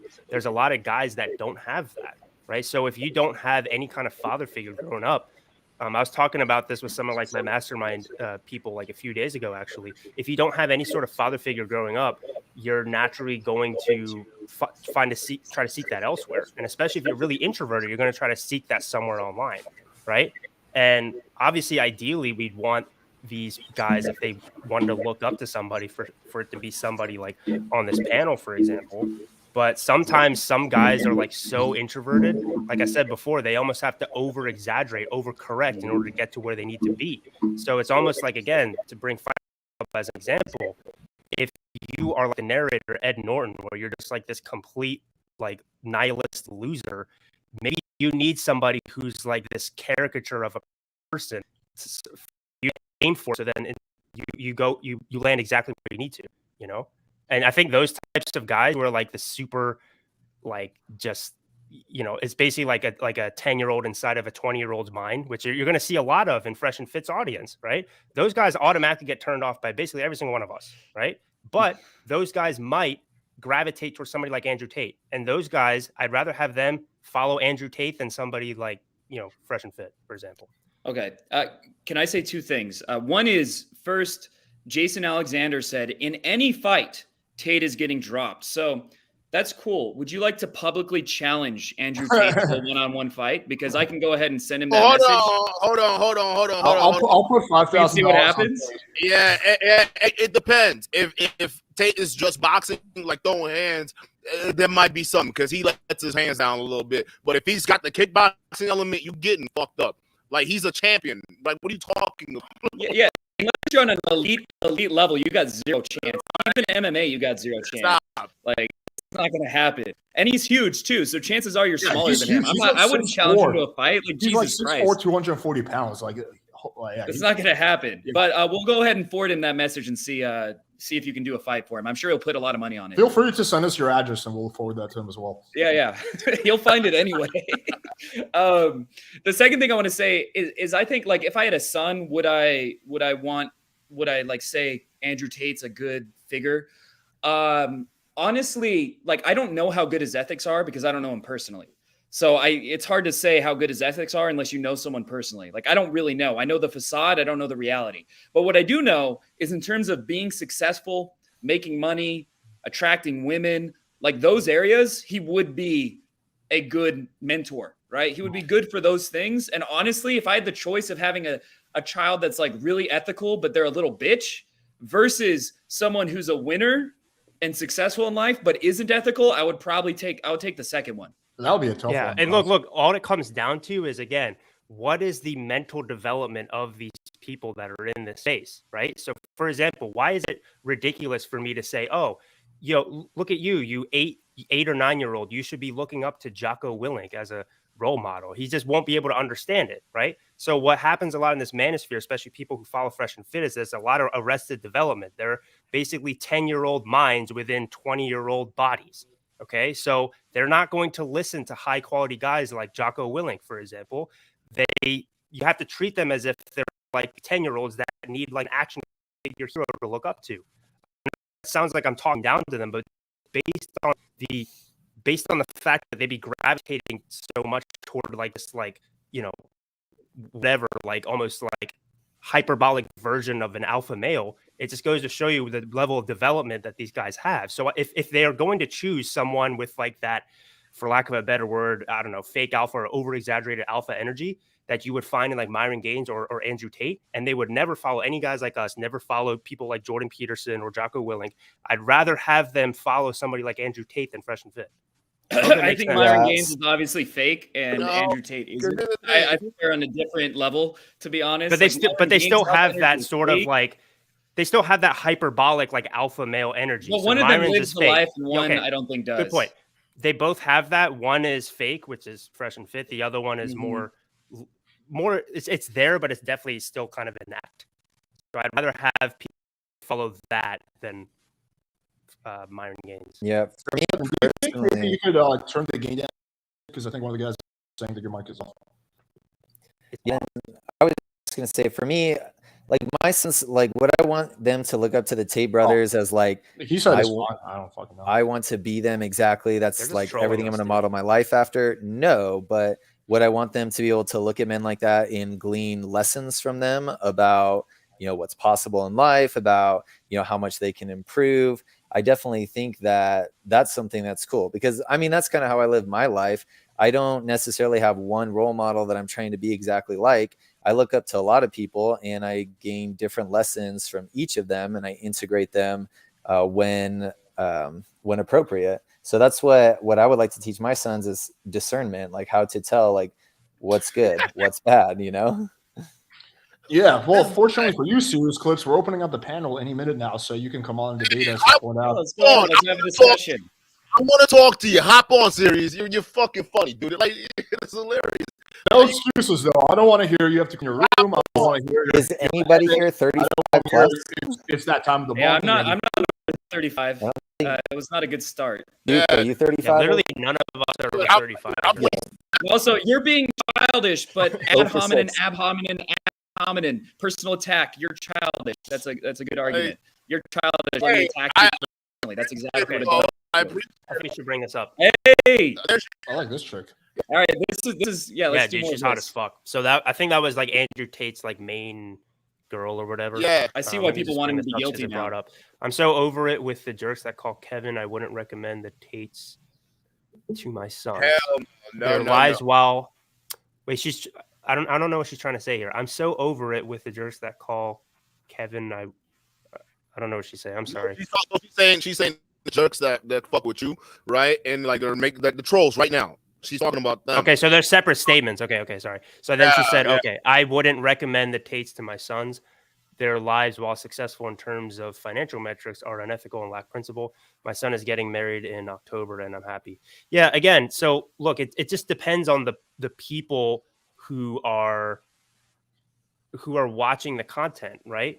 So again, if we assume that people who would gravitate toward Fresh and Fit or gravitate toward Andrew Tate have basically these juvenile brains with like a man body, or they might still be teenagers themselves, they're automatic because they're not they're right at the beginning of self-development journey. They're probably starting kind of late compared to other people. Oh, whoops. I'll change that in a second. You have to meet where they're at, right? So if we just assume that these people, these kids, like won't follow anybody else, and they're only going to choose, the only people that would ever speak to them would ever be Andrew Tate, fresh and or fresh and fit, or whoever else is ridiculous. I'd rather have them choose Andrew Tate, somebody who actually is at least legitimate, even though it's very hyperbolic. Among the red pill, he'd be number one. He'd be the best choice among the red pill for me. Let me ask most of the red pill is fake. Okay, go ahead. Tate's a scammer. Tate's a scammer. And they actually, my last episode I did, the article that they did with the Mirror, they actually did an interview with a journalist at the Mirror UK, and they were breaking down their business.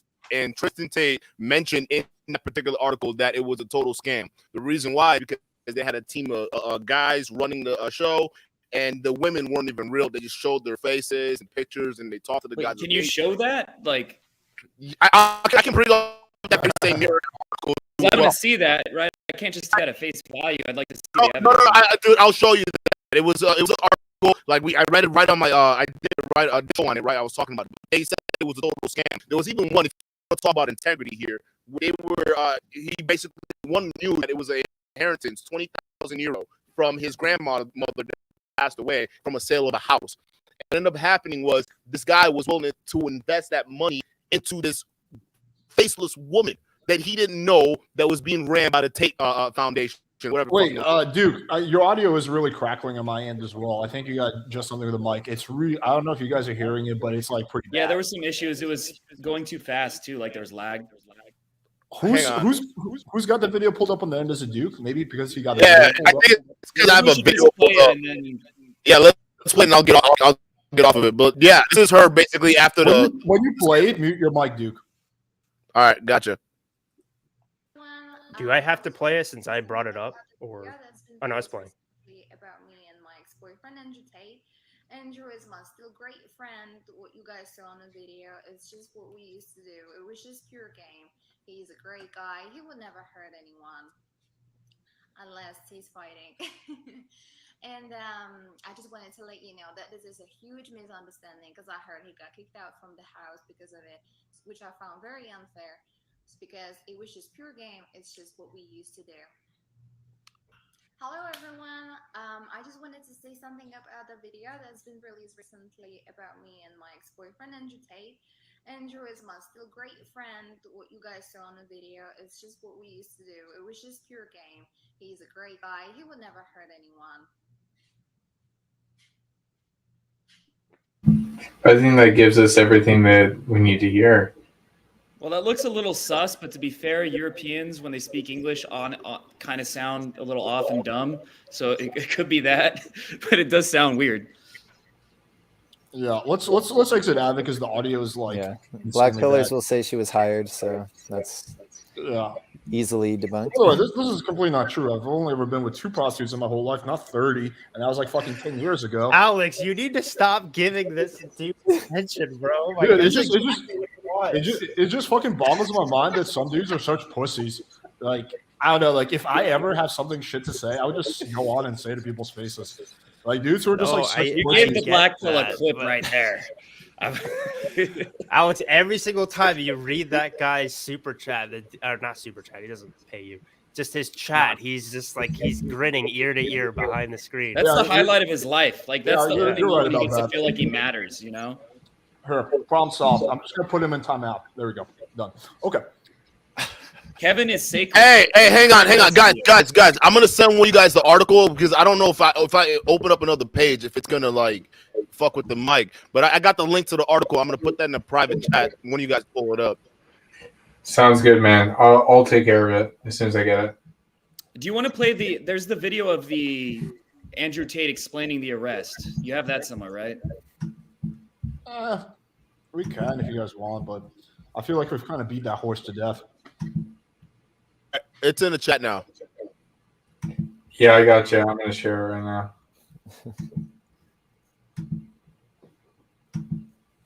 Are we going to get people that actually want to ask questions this week? Well, we've been getting good comments so far. The comments are great. All right. So how do you want to do this? You want me to read it through? Yeah, read it like literally just read it through. You'll get the answer you need right there. Beautiful. Exclusive. Brothers make millions using webcam girls to sell sob stories to desperate men. Callous. Tristan and Andrew Tate run a studio where punters hand over thousands, believing they are in a relationship with the girls and admit it's all a scam, but authorities cannot stop them. Two brothers are raking in millions from webcam sites where men hand over a fortune. How is 1,000 now a fortune? But I digress. But is this like a credible source? Like mirror.co.uk sounds like mad, like fucking sus to me. Like, is this a legit source? Wait, you don't go to mirror.co.uk for your news? No. No, it might be. I mean, we'll have to see. Just read it, and we'll come to our own conclusions whether it's. I mean, this is correct. They do own around 22. Wait. Can you scroll back up? Sure. I don't know. I didn't even see what else said. Punters can ask for private shows and pay tips at their own risk. $4 a minute? Jesus Christ. So hold on. So this says that they actually interviewed them themselves, almost, right? Because it says Tristan says one man handed not over fake. his 20,000 euro inheritance. It's while an others have actual run up interview. huge debts. Okay, it's an interview. Yeah, okay. And the interview with kickboxing brothers, raised on a council estate, sit back and watch the money roll in. Well, so the Tristan, estate, 33, Andrew, 35, owned 22 cars, including a Bugatti, Rolls Royce, Ferrari, a bunch of other fancy cars. Okay. They once had a private jet. Trying to see. Okay. Some of their customers fall for the belief that they can have a real relationship with the women they see on screen. But Tristan brazenly told the Sunday Mirror it's all a big scam and bragged he doesn't feel any guilt because no one cares and it's their problem, not mine. Yeah, but what he's saying is a scam is the guys who are like paying the cam girls. He's saying they're being scammed. You're never going to see them. And of course it is. Everyone knows that. No. I'll keep reading. Okay. Keep reading. The brothers grew up in Luton, thanks how you say it, setting up the first webcam studio in a 2-bed flat in Bedfordshire town a decade ago. After 3 years, they moved to Romania, saying the UK had, quote unquote, had gone downhill. They have women on a number of seedy sites. Operators take a 40% cut and the rest goes to the studio. I don't even know what is that, like a British term, a punter, whatever. The more punters hand over, the more models earn. Some women will claim to have crippling university debt, a family member in need of private health care, or a dream of moving to the UK, sometimes even telling men they want to meet them. Tristan says he doesn't feel any guilt. While holding a sniper. As he's holding a sniper. That was a good job on Mirror's. He looks guilty there. Okay, sure. so all right, quote unquote, whatever the excuse is, it is a lie, Tristan said. He believes he is beyond the reach of the authorities because of two lines in the terms and conditions. He said, quote, one is broadcasting is for entertainment purposes only. That means if a model says she has a sick dog or sick grandma, it doesn't have to be true. The next is that all cash given to models is a voluntary sign of gratitude for their time broadcasting. Makes Lawyer sense. Paul Hampson, owner of CEL Solicitors in Liverpool, said UK laws haven't kept up with technology, which allows constant communication and instant access to online banking. So these guys basically encourage these girls to lie about their financial and like home situation to trick these guys into investing in them. And these situations are completely made up. It's a lie, a total scam.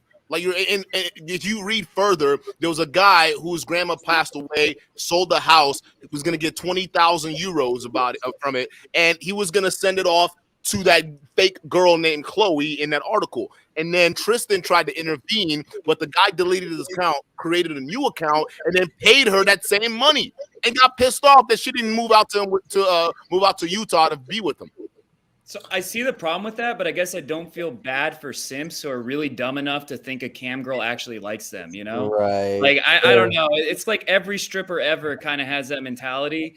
And yeah, you're their victim or whatever, but it is. I don't really like that Are you I don't think it's a So, good like, thing look, to do, but You're saying the guy is making a dumb mistake. Time out, AG. You're saying Yeah. essentially running the equivalent of a catfishing agency. Essentially, it is nothing to do. It's not scamming whatsoever. It's not. It's not. I Something didn't say it wasn't scamming whatsoever. Okay, I want to make wouldn't sure go that far. that's where the argument is right now. That's a total scam. The girl's name's not real. Her total financial circumstances and anything behind her background isn't real, but she's trying to convince these guys at $4 a minute that she's real and she's very much interested in being with them. And it's all managed by these two guys right here. You want to tell me it's not a fraud? No, I wouldn't say that, but I think it'd be really dumb to believe that. Like you really believe the person that is her job is to extract money from you. It's no different. They're going to tell the truth. But even so, Avery, so like, different than what some of if, these like, guys for example, like some of these guys have mental conditions or whatever? Like, I just don't really agree with that, because you can use that same sort of logic to be like, well, you know, I specifically target like autistic kids and Down syndrome kids and try to sell them fake dreams for them to Down give syndrome is very me different. mommy and daddy's money. Yeah, Guys, I was just doing fine. a little research Whatever, on let's my just own about this newspaper. It seems like it's very much like not a reliable news source. Like a whole Well, bunch did they of actually websites- have the interview with them though? That's the a whole part bunch of that- websites are saying Mirror is like bullshit. So I think we need yeah, to, but I mean, I'm totally But willing so- to believe that the girls were telling guys like lies or leading them on, but like, I do then think would you say the same thing about like strippers or like other women that men paid money to? Like they're paying women not just for like a physical thing, but for like an experience with them. The same goes for the webcam. So I see what Avery's saying. Like, is it true? No. Is it a scam? I don't know. Well, my bigger concern with them is more like, all right, so they, Andrew Tate specifically, he tells his followers to never like pay for porn, never pay for cam girls and stuff. And he tells them all the reasons why. And then meanwhile, he goes and does that and has other men influence him. And to play devil's advocate, because I think I saw an interview of him explaining it, was basically him saying like, oh, well, you know, these weak guys are going to, they're going to pay for webcam girls anyway. I might as well profit off of these simps regardless. But dude, the issue is like, imagine you could use that same logic for really, really horrible things. So logically, it doesn't stand. At the very least, he's honest about it, right? He's honest about him saying, okay, well, I only care about what, you know, these strong men who are on my side, I'm going to take care of them. But anybody else, by virtue of you looking for cam girls in the first place, you're a weak man, I don't respect, and therefore I'll take advantage of you. But again, like I said, I think that's faulty reasoning, because you can use that same reasoning for very, very terrible things. Again, I need to preface this. I'm not comparing Andrew Tate at all to who I'm about to compare him to, okay? Uh-oh. But in Nazi Germany, That's right, the go-to. that's the same, that I know, but this is the same logic that people used of, oh, well, you know, if the people don't give the Nazis the poison gas to, you know, poison the Jews, I mean, somebody else is going to do it. So might as well. The Jews are going to die anyway, so I might as well profit from it, right? Again, that's why that reasoning logically doesn't hold up. Okay, but the Jews weren't paying the Nazis to go to the camps. You know, like these men are paying for a service from these women. So I don't know. I bet the terms. No, again, of it's service different. of It's the different if website Andrew mentions Tate all this. didn't. Hold on. It's different if Andrew Tate didn't have a problem, didn't have a moral problem with people going on campsites. If he literally thought, hey, you know, going campsites is fine, I profit from it. Like, if that was the case, then that's fine. But what he tells his followers is to not do that, while also, and even saying that that's helping to, you know, it ruins societies in some ways, right? Or it's responsible for the degradation of society, and yet he's contributing to it. That's the problem that I have.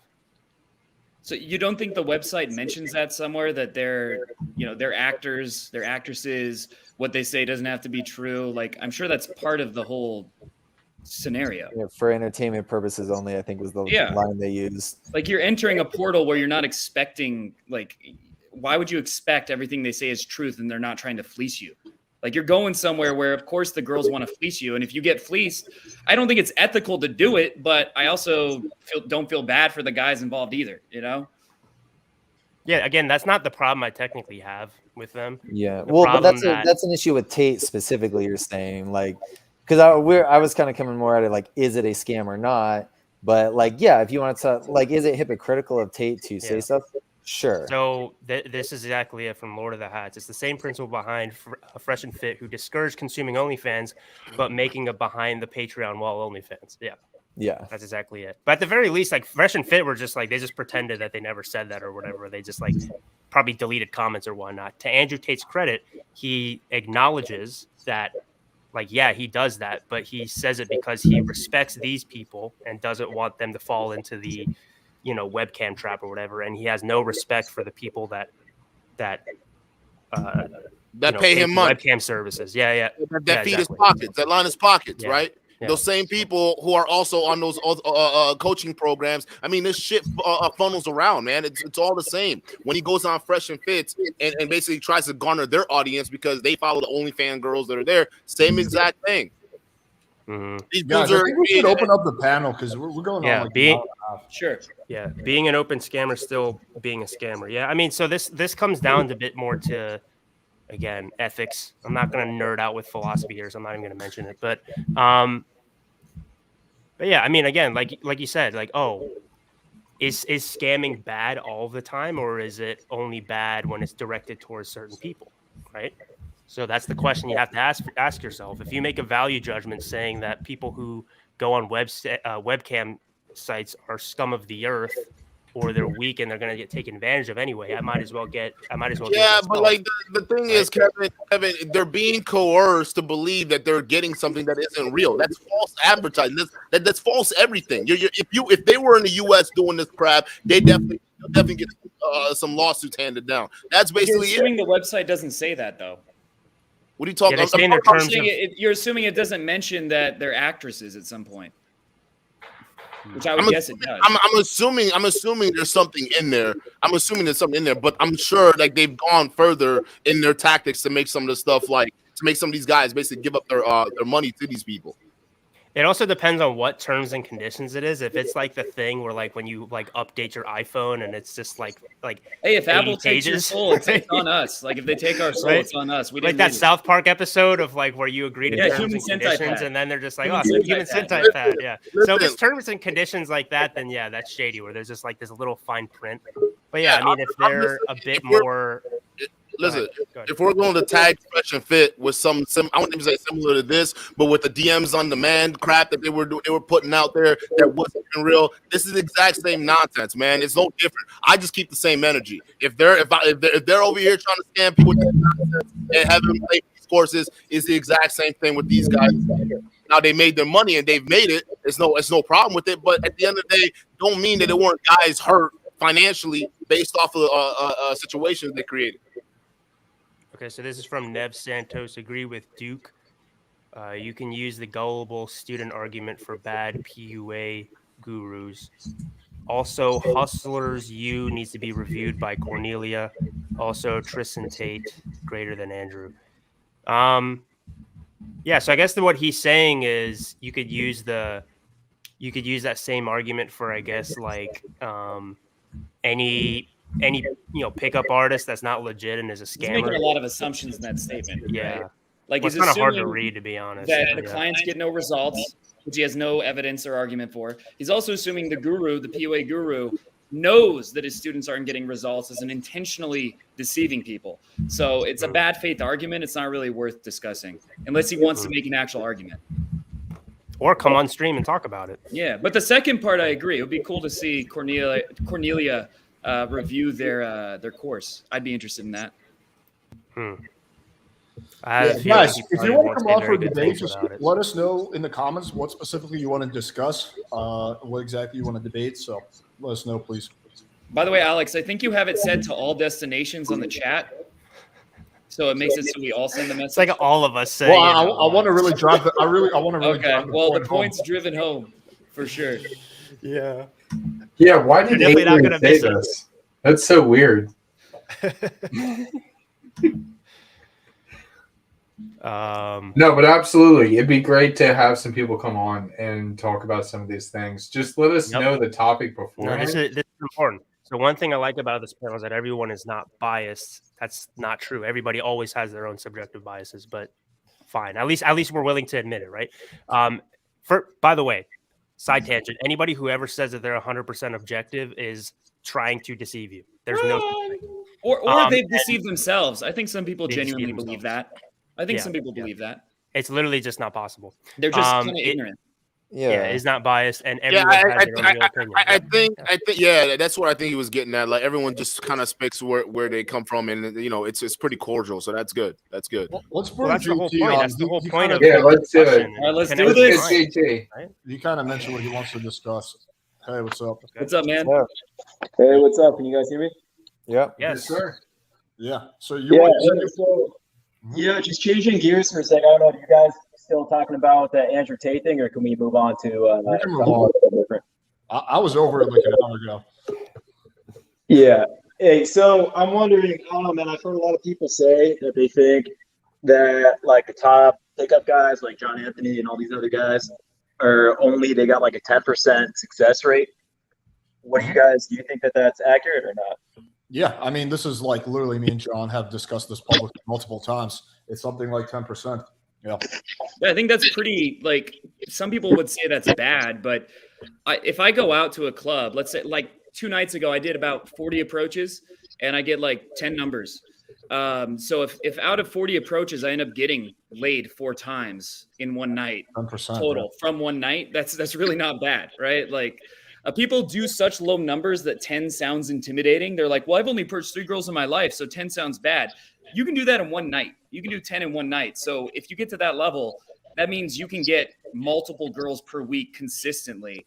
I think the only way to get a higher number than 10% is if you're not being picky with who you open, right? So you're opening only girls who clearly want to be approached, or who are like, I fucking you first. Then you can get it to higher than 10%. You can get it, maybe 25% or so. But that's kind of silly to like waste your time just waiting for that. So. Oh, what is that noise? Someone's audio is bugging out. Someone's going cray. Yeah, who's that? JT, is that you? That's fine. I don't know. Hang on. Let me try to. I think he was muted. I mean, you sound okay now, JT. So Again, now? let's go ahead and yeah, sounds fine. Yeah, no, I was gonna say I don't know, man. I think 10% sounds kind of low. Like I've seen guys get like 10% success rate. Just doesn't seem accurate. Like for a top Who guy. do you think has a higher than 10% success Well, rate? Yeah, let's take it back for a second. JT, what is your success rate? Probably like 10 to 20%, I would say. But I'm not really approaching that much. Like most of the dates that I'm going on are coming through like online leads and stuff. I'm not really going out as much as I should be. But I live in like, just for reference, I live in Austin, Texas. And dude, if you go to like 6th Street on any night, I mean, you can, I don't see how you can't get laid like way more than 10, 20%. So I guess who do you think these advanced guys who are doing more than 10% are? Like, who specifically do you think is in the game that is doing better than 10%? No, I don't know anyone specifically. That's why I'm asking. It just seems low. Like just throwing that out there is like. It seems low. It seems low. Like you don't really do that much cold approach, which is kind of what you said was your situation. Like if you do a lot of game, it actually seems totally reasonable. Like you can see in the comments, this guy's like very high. So I mean, I would say that in a nicer way. Like like if that's totally reasonable to someone who goes out a lot. I mean, it might be 12%, it might be 15%. It just depends on whether you do warm approaches, cold approaches. But it'll be around that benchmark. Like 10%. I want to add something. There's also like I reject a lot of girls I approach. I'll approach a girl who I think is attractive, but then they're annoying, and then I don't go for the pull, right? So you have to keep that in mind. Like I've been to Austin, great place for game, honestly. So that's a good city, but if I'm any girl I see who's physically attractive, I'm going to try to pull her, then the percentage will go above 10%. Because if I'm just not being picky, like I'll bang anyone, let's say I'm on no fat for 20 days or something. All right, then maybe it goes up to like 20%. But if you're being even somewhat picky, like a lot of the girls you approach are going to be, maybe they're, they've been drinking and you don't want to deal with that. Maybe they're annoying, they're boring, whatever. You're not going to try to pull every girl you talk to. Yeah, that's a good and point. if you compare it to online dating too, it's like Very different. You definitely don't close 1 out of every 10 girls that you even send a message to. Of the ones that respond maybe to your first message, maybe you could close 10%, 20%. But like even just like, you know, because if you go on Tinder and throw out the same opener 10 times, only half of them might even message you back, you know? So when it comes to approaching in person, you know, there's a lot more moving variables. And so, yeah, it's 10% is pretty good. Yeah. Yeah, fair enough. I don't know. I always thought that seemed kind of low, like 10%. If you're Wait, you can know, I going ask out this there. question? Let me ask you this: Why do you think that's a low number? Is it because you don't do as much approaching? Yeah, I just think if you're going out enough, you should be able to do better than 10%. Like, if So you're gonna would you then agree that it's all relative then? That 10%. If you're approaching more, the more you bring into your funnel, the bigger that 10% looks, correct? Yeah, that's definitely part of it. And like you AG can't said too, the quality that you're going for is another right. big But part. unless you're talking about certain content creators who are actually trying to do it, and we can compare numbers to numbers and see what that 10% look like. 10%, that's relative. That's a big number to some. That's a little number to others. Depends Keep on in what mind, you do. half of girls have boyfriends. Half of girls have boyfriends statistically, like within the age range that go to bars and clubs. So unless you're like trying to make the girl cheat, and like that's mostly not going to happen. A certain percentage will not leave their friends. They're just traveling. They're going to be gone the next day. So it just can't happen. Like there's a lot of girls that might be attractive, but you're not going to bang every girl who's attracted to you. So that has to be kept in mind. Like the percentage that like you should be higher than 10%. It should be a lot higher than that. But the percentage that you're actually going to hook up with is going to be lower. Yeah, that's true. That's a fair point. I think one thing to consider as well, for a lot of guys in this space right now is the fact that I think you guys are trying to close as much as possible. Y'all need a set percentage because like you can't close every deal. And you got to understand that in sales, man, there's something that you got to understand that are time wasters, all right, and things that are just not worth pursuing. You got to figure all that stuff out. You're not going to close every deal, man. Y'all got to just think about that. If you go into the mentality thinking every girl I talk to, I got to close, you're already starting negative. You're already starting in you're going to fail. You're gonna quit after the one rejection. That's just what it is. And one thing I want to point out here, like, let's look at JT right now. You're a good-looking dude, man. Very good-looking. Appreciate it. And thank you. Like, you're gonna deal with a different pool than a lot of other people are going to. So understand that you have an advantage too, because you take care of yourself and you're good-looking. I still don't think it's going to be much more than 10%, maybe 15% if he does warm approaches, but it's not going to be substantially above that. That's just not realistic.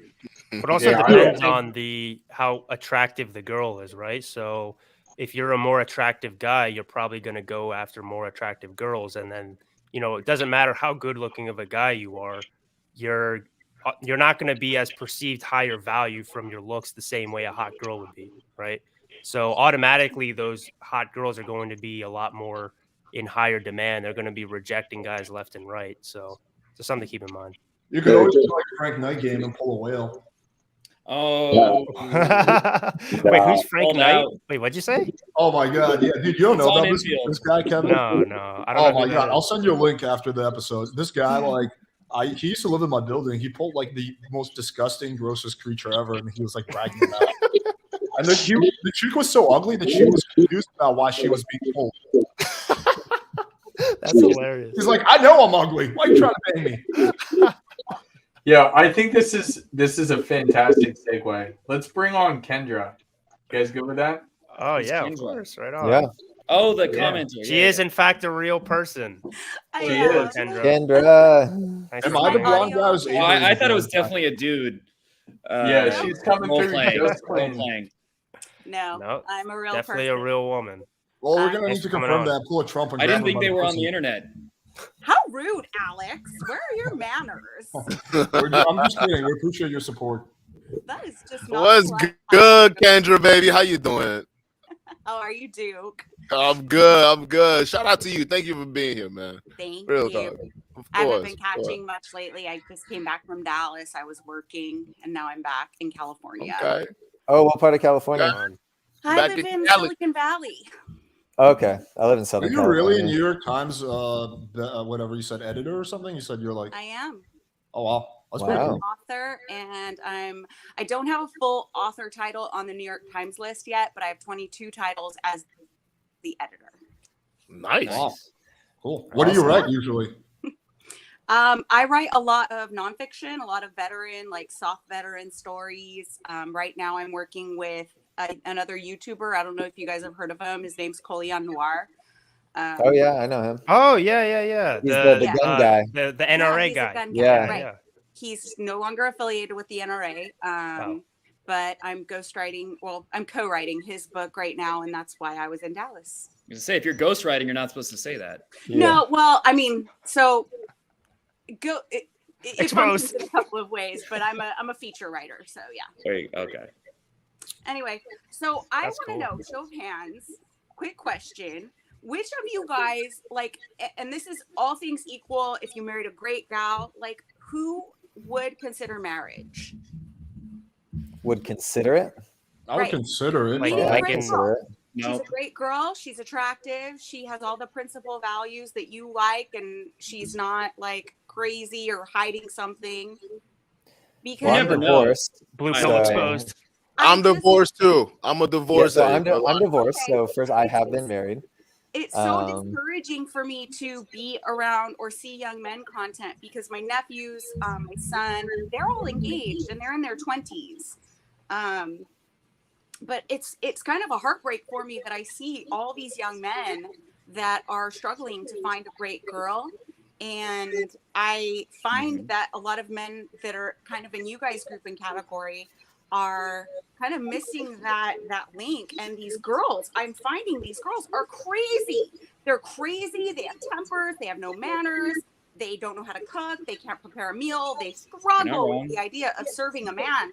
And I'm stunned by it. So Kendra, let me ask you a question. Why do personally myself, my girlfriend is on the bed over there and she looks beautiful and I can't wait to marry her. Girlfriend simp. Yeah, I'm a simp. Stop it. But let me ask you, why? Why do they need to get married? Well, for me, and I can only speak to myself and my community, my tribe. Marriage is important because it fosters the nuclear family. It guarantees that both people have a hard way out, right? So if you're married, there's no easy escape route. For both parties, it's hard. And it should be hard because the daunting task of trying to get through a problem is by definition daunting. However, if it's really hard to escape, you might just decide that cooler heads should prevail and you should work through the problem and just get over it, right? So this is why marriage is important. This is why the contract is important. Now, the whole bullshit thing, can I swear? Sorry. Yeah, go for it. The whole bullshit, like, well, she's going to leave you and take half of your stuff. And I speak to my community only. I'm from a huge family. Like, we're an old moneyed family, but we don't suborn divorce unless there's physical abuse happening. So for approximately 300 marriages, we have about 3 divorces in 300 marriages. Yeah, but that's not the national average. That's that's crazy outlier. Yeah. It's an outlier, AG. But that's the reason why it's not national is because not a lot of people. We've lost that skill. We've lost the conversation to let because back in the days, man, there used to be an emphasis, and society would actually encourage these things. But go ahead, Kendra. I get you. So that's the thing. We don't suborn divorce, and we have generational wealth. We have property. And people are like, well, it's easy for you to say because you guys are wealthy. And that's not the case. It's because when my sister-in-law is fighting with my brother, she comes over to have a bottle or 5 of wine.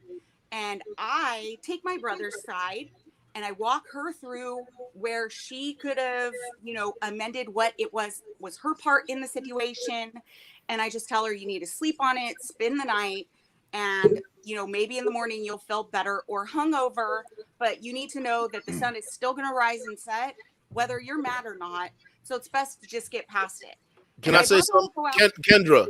That's because they have that support structure. And what you said, or statement you mentioned earlier about the women being angry and being crazy, how many of them actually really have that support structure that you're talking about? How many of them can go to an auntie? How many of them go to a close relative to talk to about a problem? Because girls I see, they go on social media, they're on things like Facebook, just venting and not talking things through. And what happens when you go on these platforms? You get everybody's opinion who are equally as crazy, and they will lead you down the garden path to destruction, right? And a lot of people, when they put their stuff online, like there was a TikTok that was posted in a series by a lady who was proud that she didn't have to clean up the house that her dad were building or something like that, and then they got it cleaned up. But then the husband ended up divorcing her, right? Because she thought the TikTok crowd said, "Hey, divorce! Don't you have to take that nonsense, girl? You don't have to clean up your house that he's building for your man." And she didn't do it. She got that positive feedback or that negative feedback from social media. So really quickly, can I chime something in here? Go ahead. So Kendra, first of all, I totally agree with you that in terms of the nuclear family, there should be a mother and a father, and I think that's the best way to go about it.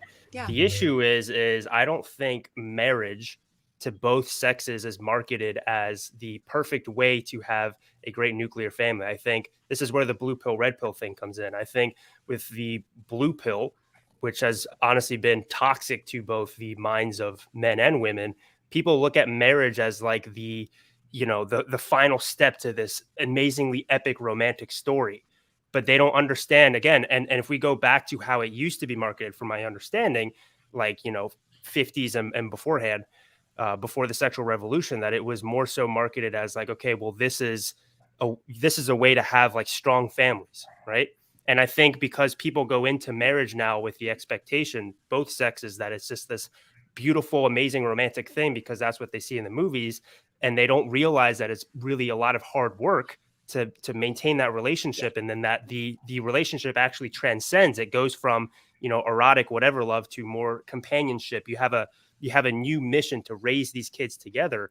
I think a lot of people aren't prepared for that because of the way that marriage is marketed to them as just being this like romantic fairy tale, when in reality it's anything but. And I think that actually contributes to so many divorces happening. So I agree with your sentiment, but the issue is most people's ideas of marriage, including, the young people in our audience, ourselves, we've almost been taught that it's just like this like romantic, weird, almost in a way, we've almost been lied to, So again, if it was marketed as like this is how to create But I feel strong like families, that I'd is totally even be on kind of board. going away now. Like that was maybe how it was marketed to like us growing up, but even nowadays, like marriage isn't being marketed at all, So and to kind of going back to your original question, like why don't men think, why don't young men think marriage is like a viable option? They're not seeing good examples of it. They're not seeing healthy marriages or good relationships that they would like. Oh, I would like that. That looks good to me. But they are still getting the horror stories, like I'm divorced, and thankfully it was a very amicable breakup, and it, no one burned the house down or anything. But my uncle and cousins like went through the most disastrous divorce, like crazy, a woman like stealing the kids from him, accusing him of abuse when it was her. Like, so these things do exist. But yeah, like as a society, we've basically kind of decided, at least through our media messages and stuff, that it's not so important anymore, or that it's just a drag. We don't highlight any benefits from it. So I think that's why the desire is lacking. Yeah. What were you Kendra, gonna are say, you from too? the South? My family's from South Carolina. Yeah. Okay. Yeah, you seem like you have good like Southern values. Well, See, go ahead, Duke. Go ahead. No, I was gonna say Alex has a point, because I think it comes down to like those cultural or values that we'd say. Because for me, I'm Nigerian, so like our culture is different, where we actually encourage marriages, and if anything, it's a little bit different. Where our men, before you go ahead and get married, you have to actually pay what's called a bride price, essentially. Yeah, and that's a back dowry to the particular family. And the reason why people have to do that, because the women, what they do is they raise their children, especially the girls, to do things like cooking, cleaning, and these are like an everyday thing. I grew up in households where we saw that the girls, you got to be in the kitchen and watch your mom and your granny. They're all in there doing their thing. So by the time that she's ready to get married, she still can go to school. She can still do everything. It's not the 50s or whatever the freak that these guys like to think about. But it's when you're ready to join families, okay, you're paying that price, which is your investment, and then you're getting this output. You're getting a wife, someone who's already prepped and has those skills, so you're not gonna worry about any of those deficiencies that come with a lot of these modern things that we're seeing nowadays. And what we find is the marriages last longer, it's healthier, and obviously they still have the same problems with cheating and infidelity, but still the bond is there because you have the family's element being joined in now. So uncle from the other side has a say in what's going on versus something else. So it's a little bit different when we talk about marriage. I think it's just down to the culture piece itself. And I don't know if Bradley said that, Bradley or AG, but it's not being taught. It's not something. Yeah, well, also to be in to that point, it's not being taught to the men. It's not being taught to the girls either. I think if a guy was going out with a girl and she was telling him, like, being straight up, like, hey, like, I really respect you. I want to be a good wife to you. Like, I want to show you loyalty and raise kids. Like, and she was like actually demonstrating that both with her words and her actions, that could change things. In my experience, in a lot of the dating market, a lot of girls' attitudes these days is, well, what are you going to do for me? And it's like, what, you're supposed to be attracting me. You're supposed to be like, you're supposed to be pulling me in, you know? But if you have a kind of more standoffish attitude, why would I want to deal with that every single day for the rest of my life? You know? So, and it's not to place blame on just women or just men or anything like that. But it's a shit show out there for sure. It really is. Girls these days have not been raised in the kitchen. They've not been raised with this deep rooted, like, you've got to snare a man and you've got to keep your man. And you've got to make your man decide that you're the middle of the universe. And it's hot girl summer. Did you not hear? And see, this is a thing, because I raised my daughter. I guard her with a gun. She is 19. She's still virgin. She doesn't date a lot. She dates with supervision. She dates with a chaperone. Like, we are super up in it. And that's how my whole family is. That's good. So, yeah. Wait, with a chaperone? Like, how does that work? Yes, a chaperone. I'm not letting my daughter go out with a boy. No. Who goes? Like you or your husband, or who goes? My son or her cousin, something like that. Someone that's kind of in her age group that can sit at a table nearby so they can have a private conversation. Phones get checked regularly. I get copied on everything. Like, we're very supervisory. But it's because we have to protect our daughters. And my daughter can run the house. Like, when I go to Dallas to work, my daughter runs the household. She organizes the schedule. She cooks food, meals for everybody. She makes sure my son gets to school and on time. She makes sure he gets to jujitsu class. And, like, she runs the household. Do you think that could be, like, a little too overprotective, though? No, Alex. No, I would disagree hardcore with both of you guys on that. No, I agree with Alex. I think that's pretty extreme. No. It comes because looking, you guys already know social media and all these different things and the impact that has on young women. If you ask all of, I hear a lot of echo. Can y'all hear that? Or is that just me? Alex, I think that's you because you don't have headphones in. I don't think it's me, but I can put headphones in.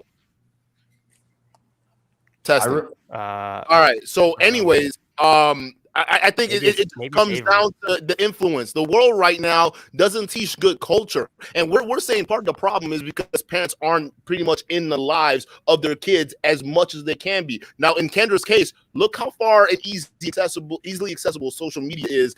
So you got to take those steps, but then look at the positive sides. She runs the household. She has all these other skill sets within the house to keep it running. Some of the man who's high status and wants to go ahead and who has something going on and wants something ran and knows that there's an administrative backing behind that, he's gonna have that in a woman, and it goes in the face a lot what a lot of these manosphere guys say, right? Because she doesn't have very much experience out there, thanks to that, but that increases the likelihood of pair bonding. You're raising a wife, like screw all that bullshit. I don't care what any of these guys says. You're raising a wife. Well, let me give a counterpoint. Kendra's obviously entitled to raise her kids any way she wants, so that's her right.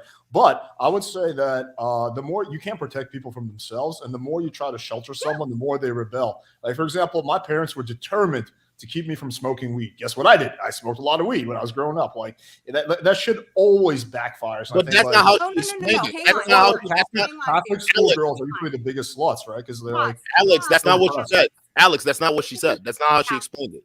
So I'm the general here. I lead from the front. So my daughter sees how people treat me. We go to a party, we go to an event, we go to anything. My daughter sees how people treat me. Dignity, respect, all the things. So my daughter then seeks that. My daughter sees my husband fall at my feet. He can't live without me when I'm gone. And we have a functioning household.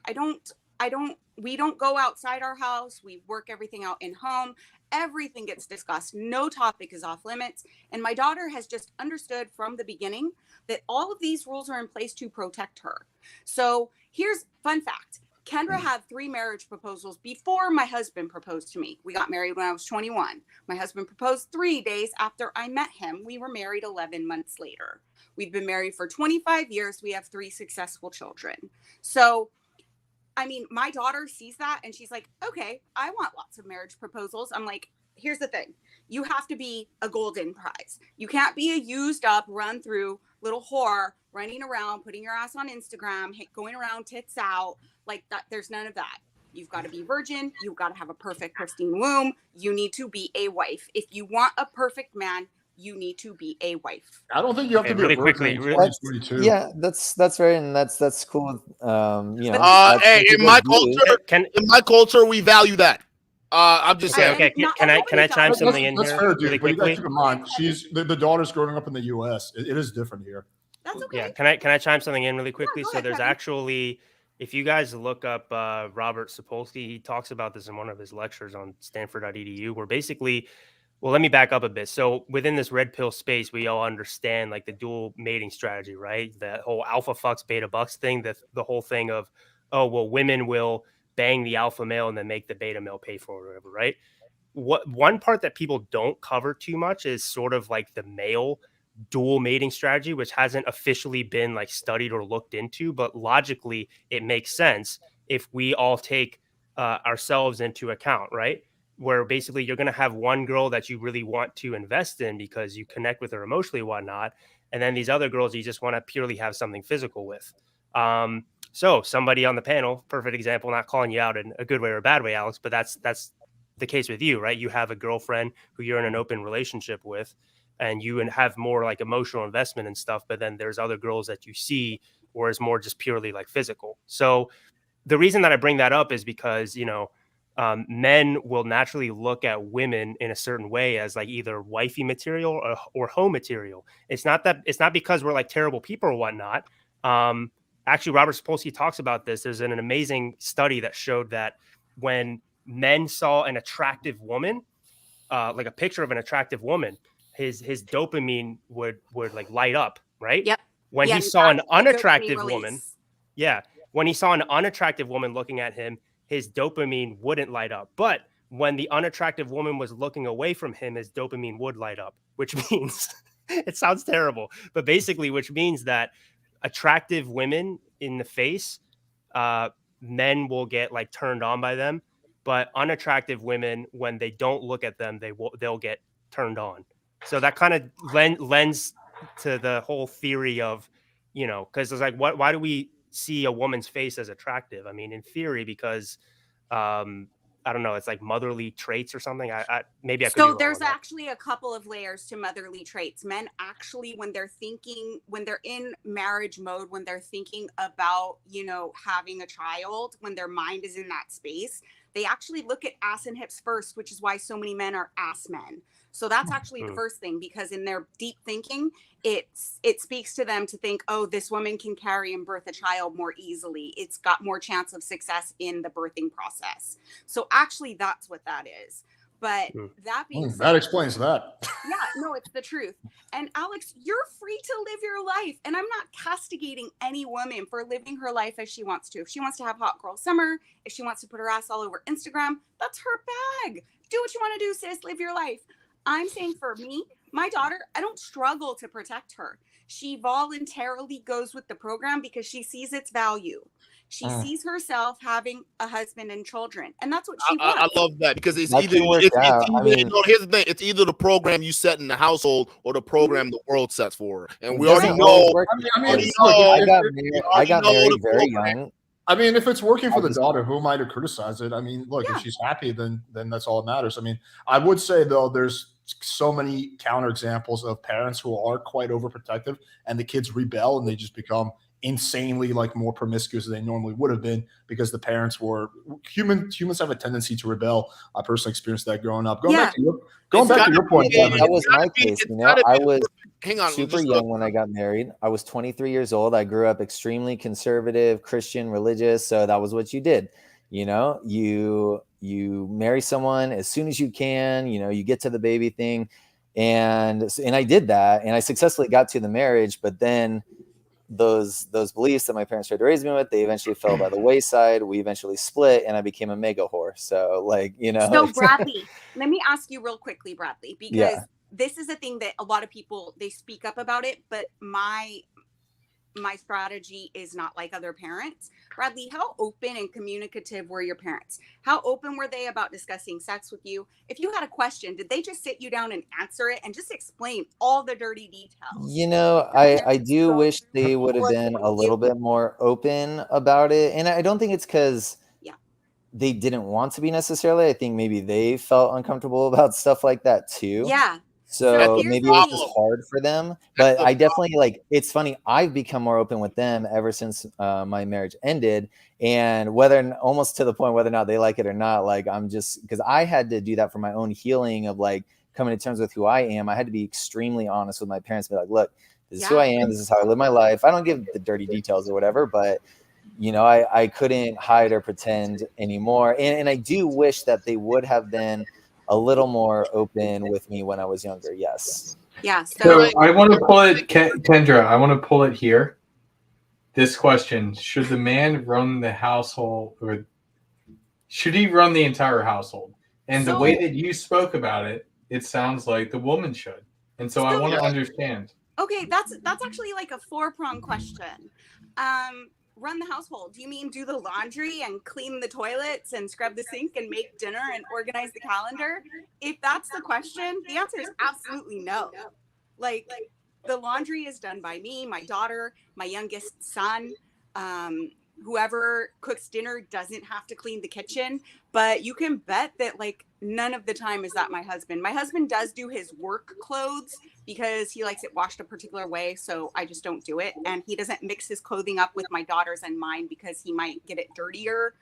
So anyway, that said, but as far as like making decisions, like if there's a decision and we are kind of on equal sides of it, the deciding vote goes to him. If we have, you know, some question that comes to, you know, family, the parent are ready to his opinion. So running the household in terms. It's really, really freezing now, Kendra. Uh-oh. Yeah. Yeah, we're kind of losing you. There's Yeah, connection. your stream is freezing. No, but I like what you're saying, Kendra, because realistically, that's right. This whole thing that we're saying, oh, men should run the household. No, men overall be the decision maker, but the household's for the woman. You build a house for her to run in, her and the kids. That's why when I see some of this red pill stuff, it just baffles me because almost like the guys want to like, why do you want responsibility in the house? Like what do you like? No, she's got to run that shit, and then let you go ahead and make sure that the house is in order, it's protected, and you got all the stuff around it. But no, as it comes to running the household, women should run that shit. Look, I think the thing to take away from this, because the whole point was like, oh, how do you raise your daughters and stuff, marriage. I think that's this conversation went a bunch of different places, but I think it's just important for any women who watch this. I think about like 20% of my audience is women. I mean, it's not that much, but it's a lot for the manosphere. Guys naturally, even the good guys, even the nice guys, whatever, they're naturally going to categorize women into wifey material versus hoes. All right. That's just how our brains work. So it's up to you what you want to be. Right. So if you are just like, oh, well, I'm just going to, hot girl summer, whatever, and have fun and do all this stuff, understand that that's going to come at the expense of a future guy who is going to ask you about their history, about your history. Now, it depends on the person, because you could also say that a guy who is extremely secure in who he is and maybe wouldn't care as much, and naturally they're going to compare, I guess, your body count to his, right? So somebody like Alex, who's banged like 500 girls, maybe he won't give a shit if the girl is banged like 50, because compared to him, that's really not that much, right? So, but it is something to keep in mind, is like naturally for most men, I can't speak for everybody, but I have a feeling, just based on the evidence that's out there, that we can't help but categorize women as like hoe that I just want to bang, or wifey material. So I would say there's which one you want to be. I would say there's a huge middle ground between those two. There's like a reasonable middle ground. Like, yeah, obviously I wouldn't want to marry like a chick who's been with hundreds of dudes. But there's like a reasonable middle ground of a chick who's not a virgin, who actually like lived her life and like had some sex here and there, but she's not a massive hoe. Maybe she's been with 10 guys or 15 guys or whatever. Like, that's totally reasonable. So I'm not going to just automatic like, oh, she's not a virgin, she's a hoe. That's just like kind of silly, honestly. And furthermore, I think, okay, at 19 being a virgin is reasonable, but if a chick is in her mid to late 20s and she's a virgin, I'm going to think that there's something wrong with her, honestly. So that would be like... Personally, for me, I think it comes down to, like, why is her body count so high in the first place? Is it because that she's, like, has all these issues and she doesn't want to sleep with a bunch of guys, but that's her way of like trying to get validation, and it's coming from a very insecure place? So, you know, I don't know how other people view it, but for me, I think a strong man wants to have a strong woman as a partner. I don't think a strong man wants to have this like little weakling that just like needs the strength of her daddy. The only guys that like really love that shit of like they just want a weak woman is a narcissist, because narcissists that makes them feel powerful, right? So unless you're a narcissist, like if you're an actual strong person who isn't a narcissist, like a weak woman is just going to be annoying as fuck, right? Just be like, bitch, like leave me alone, like get your own life, right? So I think that is it really does just come down to values at the end of the day. If her body count is a reflection of her insecurities, then that's something to keep in mind. There's only ever been one girl that I dated that I know for sure had a high body count because she just liked to fuck, and it really wasn't coming from any sort of like insecurity at all. She was like a very sexually liberated person, but that's very rare, man. A lot of times when girls do that, it's honestly more of a cope. So. Yeah, and it's not always about values too. Like sometimes it's just about incentive. Like guys are like, we're logical creatures, and we're pretty simple. Like we like things that we like, and we will go towards them. So if we have a culture where 50% of women are obese and the attractive ones are all on birth control and willing to sleep around, like, well, where's the incentive then? It's again, that's not really true. There are like plenty of attractive girls who are not like massive hoes still in America.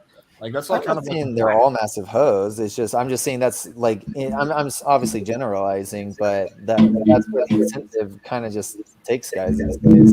Yeah, that's fair. Let's go ahead and bring in not like decent chicks in the West still left. Like there are like yes, I understand it's gotten worse, but there are still like decent girls left in the West who are not fat and not like massive like thoughts. Like I've personally met many of them, and I live in Miami. But that's what Kendra was talking about. My girlfriend's great. I love sluts. Don't we all? Right, but what I'm saying is like, okay, 19, fine. That's like still pretty young, but like, how far is that going to continue? Like, is she going to keep doing that in the chicks, like in the daughter's 20s? Like, what if the girl doesn't get married in her 20s? She's still going to keep going on dates with her? Like, I don't know. Dude. No. Like, listen, if I ran into a girl that was raised like that, my game would be different.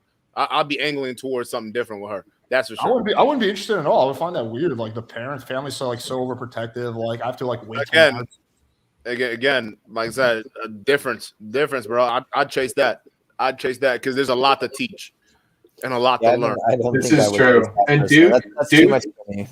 we gotta talk about this. I think you and I would have a great discussion on that style. Yeah. Let's bring Reese in here. Reese has been sitting behind the scenes for a while, and I want to hear what he has to say on some of the things we've talked about.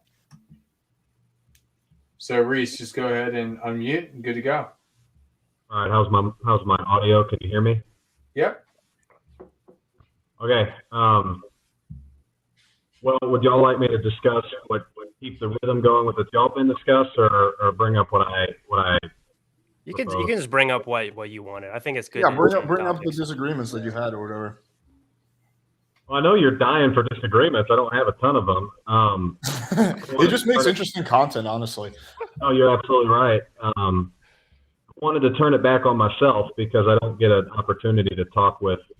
I've got a lot of issues, and so I wanted to just be frank about it. All right, pick one, and we'll focus on it. All right.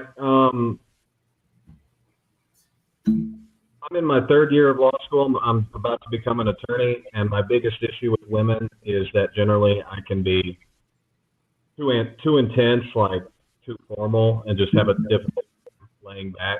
And that's kind of the comment that I've gotten from women before, and so that's what I have to work on a lot. Is, you know, I speak in very proper sentences. I got a shaved head, so I can just come across very intense, even when I don't want to. Yeah. You seem super casual. You're like chilling in a tank top and shit. No, I mean, like, yeah. Well, so I've been watching a lot of your content and a lot of Kevin Ray Wilder's content, and then I've been watching. I watched a lot of Rolo. I watched a lot of pretty much all of the Manosphere stuff, and I've really sought it out because it's like I'm basically regrown my virginity. Like it's been years since I slept with a woman. And how many years? Go ahead. How many years did you say it's been? Approximately 3. Oh, damn, dude. Well, it's really since I've been in law school because I've been a hermit. Where do you go to law school, if you don't mind sharing? I'm in Texas. I don't want somebody emailing my school like, oh, this guy was No, that's understandable. That's understandable. I mean, Okay. so what do you think it is then? So you said that like what's the feedback that the girls gave you based on what you just said? Just reiterate that for me.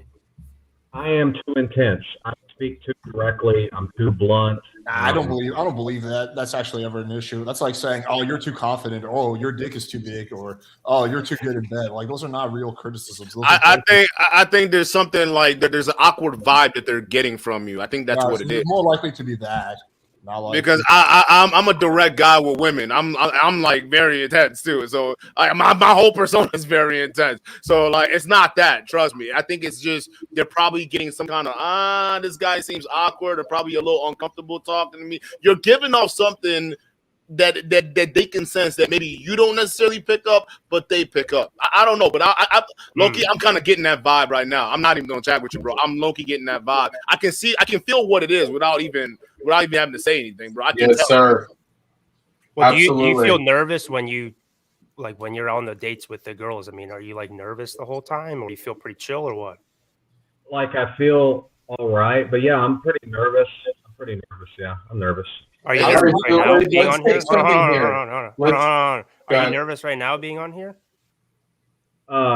stare into our eyes and tell us if A you're little nervous. bit. A little bit? Okay. I think that's why then, because so Stare you're at nervous Bradley's being on here, and we got a silver certain hair. vibe from you when you first came on, and you're nervous when you're going on those dates with, those girls.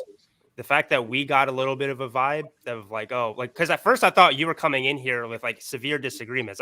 Just the way that you presented yourself. I think maybe because you're nervous, but then once you started smiling, I thought it was a little bit different, So if we pick up on that as men, women pick up on that like 10 times more, right? So, and you have like a nice smile. You seem like a friendly guy when you smile, right? But at first you just came in like seeming all intense. I was like, oh shit, what's happening here? This dude's showing up in a wife beater and like It's the Kevin, you're absolutely right. It's the fact that he's a naturally intense dude.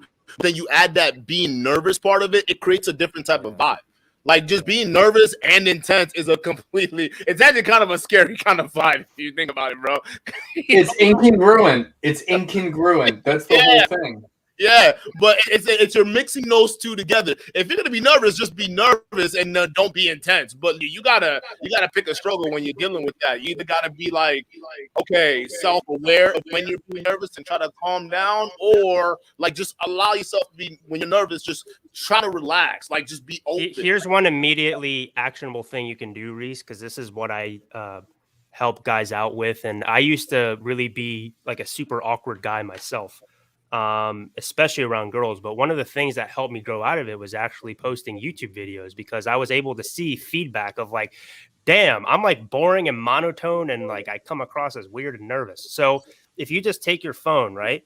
Just take your phone, selfie, doesn't matter, and just record a video of you talking to it, and then play it back, and then be honest with yourself of whether that was actually engaging or not, or whether you're just like, if you're just like cringing or whatever, right?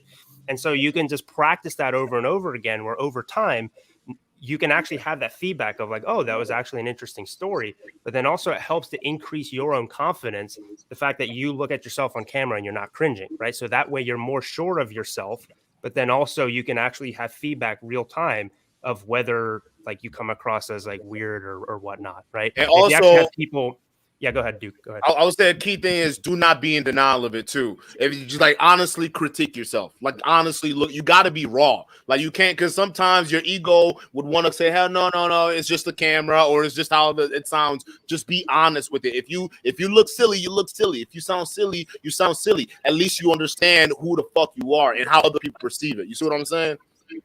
My big piece of advice is stop watching Rollo Tomasi. Here's the deal, right? Because I've been struggling. I've been struggling a lot with women, and so I search out content from.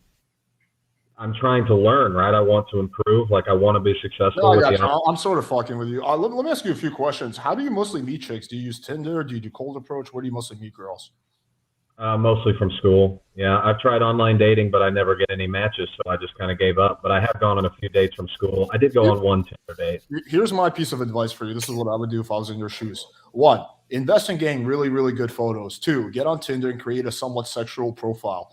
3, order girls to your house like Domino's Pizza. And 4, at that point, all you have to do is show up, not have some kind of seizure, and you'll bang them. It sounds like you're kind of in a rut. Right, like it's 3 years. You're probably like at like a negative spiral. You gotta get out of that spiral. Bang a few chicks from Tinder, and then you can start with chicks from your school. But yeah, I would say hold on. I would go the opposite of that. Like I do see where you're coming from with the matches and trying to get the dates. But if it's been 3 years, I would go with what's already making you successful. Like right now, if the in person and dating chicks from your school is he's not banging anybody. But that's the last time he's talked to girls or dated girls. You've had more success from chicks in your class than online, right? I mean, the only thing he's banging is the like button on Rollo Tomasi's video. I would just. I was just. Hey, listen. My thing is, if I'm in a rut, it's been as long, and I'm gonna say probably some of it was due to school, and half of it was due to you not having that set skills to go ahead and move along with that. I'm just saying, I would stick with what's working right now and try. If you score a couple more dates doing what you've done with school, I would try to work on that, and then also obviously build on the Tinder thing with the photos, like Alex was saying, and things like that. Definitely build on that, but I would definitely start with what's already working. And what you said about the content you're watching, you said you've been seeking out content because of where you are. You still got to be really careful about that. How to get girl stuff is good as long as it's like, like Alex's channel, like, hey, you do this and you do this and you do this and you get girls, right? But if you consume negative. We lost. If you consume negative content, then you got to look for the evidence that they present their cases with, right? So if someone brings up a bunch of like scientific studies and says this proves that you can't get a hot chick, do you really think they can scientifically prove that, or do they just not understand how science works? Right? It's one thing you got to keep in mind. Like, what's their evidence? Could I comment on that? I don't know if my. Yeah, go ahead, Reese. Yeah, your audio is cutting out, but you sound fine now. All right. Here's my thing is that I'm extremely influenced. You just mentioned evidence and stuff. If I apply my rational mind to my cases and writing my briefs, and I'm in law school, that's what we do. And yet I don't do that same thing when I'm filtering. Like, I'm extremely influenced by the content that I watch. Extremely influenced by it. It's good self-awareness, honestly. And I think that kind of what Kevin mentioned earlier, like, I definitely think that some of Rollo Tomasi's content has kind of made me think negatively about women, and just kind of made me maybe they probably can pick up that, like, I think badly about them, and so it's probably not the best stuff to be watching. And I've noticed. Where do you think Rollo's advice comes from? Right, like, it comes from people who are bitter, emailing him their situation, Does he go out and pick up girls? Does he interact with a lot of women in the real world? Do you think he's surrounded by real women? Or is he surrounded by red pillars who are bitter? I mean, that's the whole first phase of the red pill is being bitter, right? And they're sending him emails. They're interviewing him. So, like, do you think he might be biased because he's surrounded by an echo chamber and he's not picking up girls in bars. He's not meeting new women. He's like, is he doing any of that? I highly doubt it. His wife probably wouldn't be happy about it. So you just got to keep in mind, like, is there a reason to distrust this person of being unbiased? You know, my objective is to do similar to what Alex does, and I want to play the field. I want to be successful with many different women. I'm not interested in being married anytime soon. Same. And so I really want to embody that sort of laid back, charismatic, charming sort of character. That's the objective. It's a fun lifestyle. Hold on, I gotta. What are content creators that exude that? It doesn't even have to be in the manosphere, but like any content creators in movies or content creators out at large that you see exhibit those kind of qualities that you want. I think that Daniel Craig from the James Bond movies is extremely charismatic. I think that there's a guy called Charisma on Command who makes a lot of YouTube videos. He makes a lot of great stuff. Yeah, he's great. So I would cut out the Rollo Tomasi and all the Manosphere stuff and just watch that. Pay attention to the man, like just watch them and don't even watch the content for what they're saying. Watch it as you would watch someone like your people watching. Watch I how would they're say actually just watch talking. less content in general. I would say spend more time Tindering and doing cold approach rather than like watching videos, honestly. Yeah, but you need some kind of guideline. And if he's coming off of a 3-year goddamn, what do you call it? I don't know what you would call what you're going through right now. Dry spell. I would say I would get a little bit of film room knowledge, and then if anything, while you're doing that, yeah, actually do this Tinder thing. I would try to actually even some of the stuff that you do have on there, Alex. It's actually fast. So definitely incorporate a lot of that so you can build that kind of stuff up on the side. But realistically, the physical stuff you need to work on, because the Tinder date, locking it down doesn't mean shit until she meets you in person. If you're still awkward and have that tense energy, what the fuck's the point? She's not gonna fuck you. You see what I'm saying? So work on those skills by watching. Hey, sometimes if she's I would really make an horny, she argument might. if you set it up. You never know. And it was like sexual over text. Like at that point, you'd have to have some kind of seizure for her not to fuck you. Well, like, I don't know. I feel like the energy, because I've already invested a lot. Obviously, the energy is very important, though. You're right. And energy is different. It's different, dude.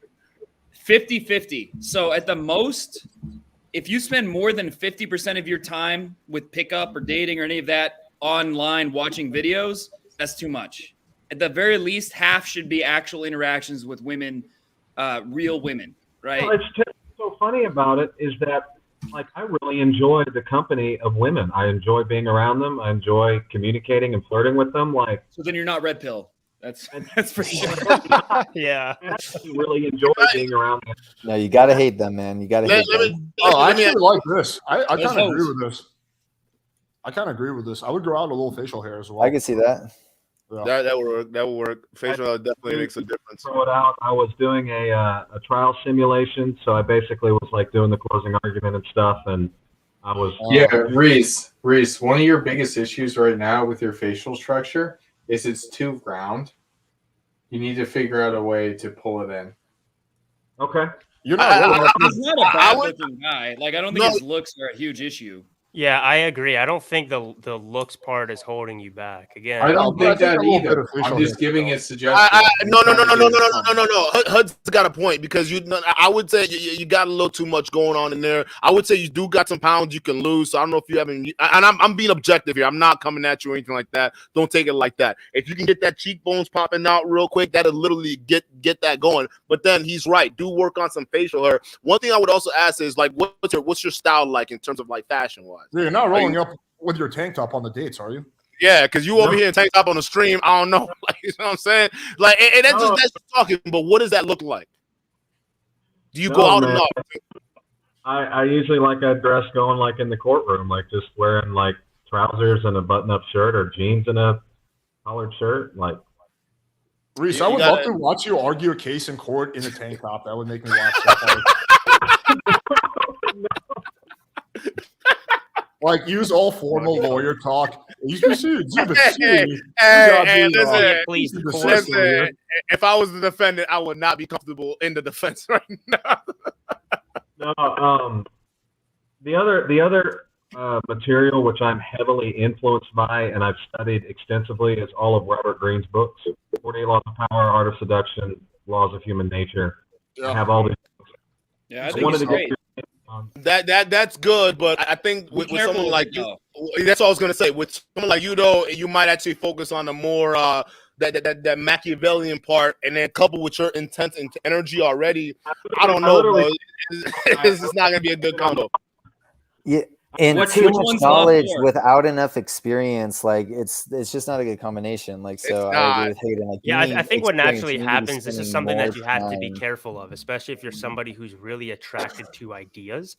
You'll end up becoming so consumed about studying the ideas that you don't actually go out there and you become Rollo Tomassi. Right? You become too much of a rationalist. Yeah, you become like there's two camps within philosophy: rationalists versus empiricists. Rationalists are like Rollo Tomassi; they just sit in their armchairs and just try to reason through everything. Empiricists actually go out there and actually experiment with stuff and go into the world, right? I think that y'all content creators should know and should be aware that the content that you put out, especially for like young men and young impressionable people, like you're very influential. Like what you say matters a lot. Thank you. Yeah, I agree with that. Yeah. It's like That's a responsibility we have to take on. It's a big responsibility. Yeah. Some of these guys try to deny. That's why we go after guys like Fresh and Fit Rollo, because they're literally poisoning men's minds. Thank you. We're just like, oh, you guys are like obsessed with them. It's like, no, we are obsessed with making sure that guys' minds don't get poisoned because we understand how influential bad ideas can be. Literally, Reese, Anyway, Reese, you were on the pathway to becoming Rollo Tomassi. I would just say that right now. All come on, hey, he's rich. At least he's rich. So you Bro, that's like the worst. That's like the worst. He doesn't get hot chicks. But he's rich. No, I said on the pathway. I didn't say he actually was. If you were studying all them, But yeah, like Reese, I totally empathize with where you're at, because I used to be a lot like that, where I'd read everything. I've read The Rational Male at least a dozen times, you know, and I always was like, I was pretty hardcore. So like I just thought I knew so much, but I wasn't getting the results I wanted, is because I just wasn't spending the time out there in the real world. And now I spend way more time out there in the real world than I do consuming content, and my whole worldview has changed because of it. Like, I still have the knowledge. I picked up that book and thought it was just like so fucking boring. It is boring and it's terrible. Reese, let me ask you this. Honestly. This is I read Supreme Court cases. I want to call out something here. Well, hold on, one second. Wait, one second. Reese, let me ask you this. So when you go out to just do any daily things, right? Go grocery shopping, go do whatever. How many strangers do you interact with, like talk to? Like, do you ever do that, or are you like usually full just kind of like, or just like waving shit like that? no, like actual like conversations? So, for example, like you're in a grocery store, you just start up a casual conversation with either people that work there, random people around you. Go ahead. If it's at my law school where everybody knows me, I talk with like at least dozens of people every day. But if it's just out with strangers, like maybe a handful. Okay. Because that's one thing that I encourage most guys to do, because they try to like, because approaching a girl, especially if you're not used to it, it's very, very nerve-wracking, right? So one way you can build up to it is just start conversations with people. More specifically, if you're in a store, just talk to the employees there, right? That's one of the warm-ups that I do for myself whenever I approach girls or whatever. Usually I don't go out with the intention of approaching girls, but that's just a good habit to get get into, is where whenever you leave your house, you're automatically in social mode, right? So you are just the friendliest person to every single person that you interact with. And then naturally that's going to almost become sort of your default when you interact with strangers, right? And when you're going on a date, that's basically a stranger. It's a little bit of a struggle for me because I'm about to take the bar exam, and like my life is really busy right now. Work. Why are you taking the bar exam? Because I'm going to be an attorney. And why is that? Because it's important to you, right? It's Yeah, important to you, right? You need to make money, and you're putting time into that, right? But you also just said that you haven't done anything in 3 years, and more than likely, you just said that all these guys on the panel, and you want to be able to interact with women, right? You want to be that laid back guy. If it was important to you and important enough, you treat it exactly like that. See, what you're doing right now is an excuse to say, I'm busy right now. I got my bar exam. Literally, bro, I know people who are doing it and studying and still banging chicks to relieve stress. Come on, man. That's an excuse. Don't you ain't gonna fool me with that shit. What it is you need to make sure that you're actively putting plan together to go ahead and do what Kevin just told you to do. Get the fuck out there. Ain't no theories in the goddamn YouTube videos or books. It's out there. That's the biggest lesson you're ever gonna learn. Don't use that as an All excuse. you can do is you can get the chicks to sign a contract that says that they have to bang you, and you're a lawyer once you pass the bar. So if they choose to renege on that, you can sue them, and you can argue. You can be like, go be in front of the judge in your tank top, be like, listen, Your Honor, she signed a written contract that she's going to suck my penis. I love how you I think you would role playing or narrative, because I listen to all your stuff, so I know what you're doing when you're doing it because I listen to you. So the way that you seamlessly do that and massage it into your conversation is really. I mean, I have we have to use the gifts that we were given. Like I have many things that I suck at, but one of the things I'm good at is being funny. I don't know, it's just kind of born semi-funny. Well, no, I mean, one of the things the gab that is really easy for me is the lawyer jokes, right? And doing that sort of thing because that's what I do. So that's something that I can use a lot. Yeah. How many lawyers does it take to screw in a light bulb? I don't know. 6. 1 to do the screwing and 5 to fuck you. Okay, that was good. I got fucked by a couple lawyers. I can tell you that. That was bullshit. Yeah, man. Look, Reese, real quickly. I mean, you've gone and you've watched the YouTube videos, you've read the books, right? Now you just got to go out there, not even necessarily apply it. Of course, you should apply it, but I think really more than anything, I mean, the fact that you're not used to going out there and socializing and talking to strangers, I think that's step one. Do that. And then just the thing I said at the beginning, I cannot tell you how effective this is in terms of increasing your charisma when you record yourself talking. And at first, the first few times it just fucking sucks. And then over time, it actually becomes better. And then you naturally, that will carry over. So those are the two, because all this stuff it can seemingly get complicated. But in terms of your specific situation, I think it's fairly simple. Go out there and talk to strangers more, practice this, do that. And then after that, just go and cold approach girls and ask them out and then do what, one exercise to add to that to help with that, that approaching to not even really think about it. I do a 3-second rule. It helped me out throughout sales. It's helped me out with women. All that stuff translates within 3 seconds. If I see someone I like, or if I see someone I want to pitch a product to, and I don't do it within 3 seconds, you just forget about it and leave. Because what happens is you start to think, and then your brain tries to protect you by putting all these reasons in your head on why you would fail if you go ahead and go approach that person or do something with that, right? And your brain is doing what it normally wants to do, which is protecting you because it's seen as you approaching that girl as danger, anxiety, right? So if you gotta be able to just within that 3 seconds just act. Don't even think about it, just act, and then you just go from there. So coupled with what Kevin was just saying, right? Work on those skills, understand who you are, kind of observe yourself and criticize yourself too. Don't be afraid to be open with that, and then work on action part. Just instinctively acting, being spontaneous. You see what I'm saying? So you got this, man. You got all the stuff. You got the base foundation. I think you're just making excuses for yourself. A real talk. You're standing your own way. I still think the problem is a lot more external than internal. He seems like a fairly normal, chill guy. You don't seem twitchy or weird, like a black pill. He's having a spasm every time he talks.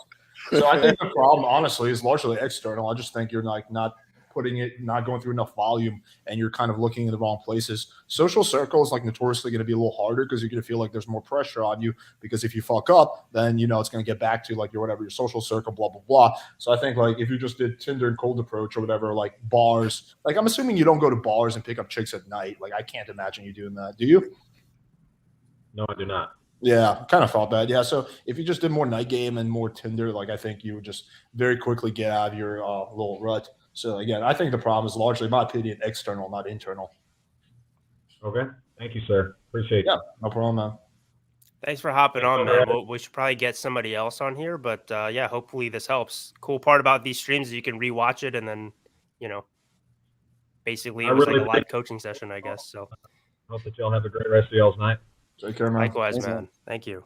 Yeah, and he was coachable, you know, like he's willing to listen to advice and Hey, you know.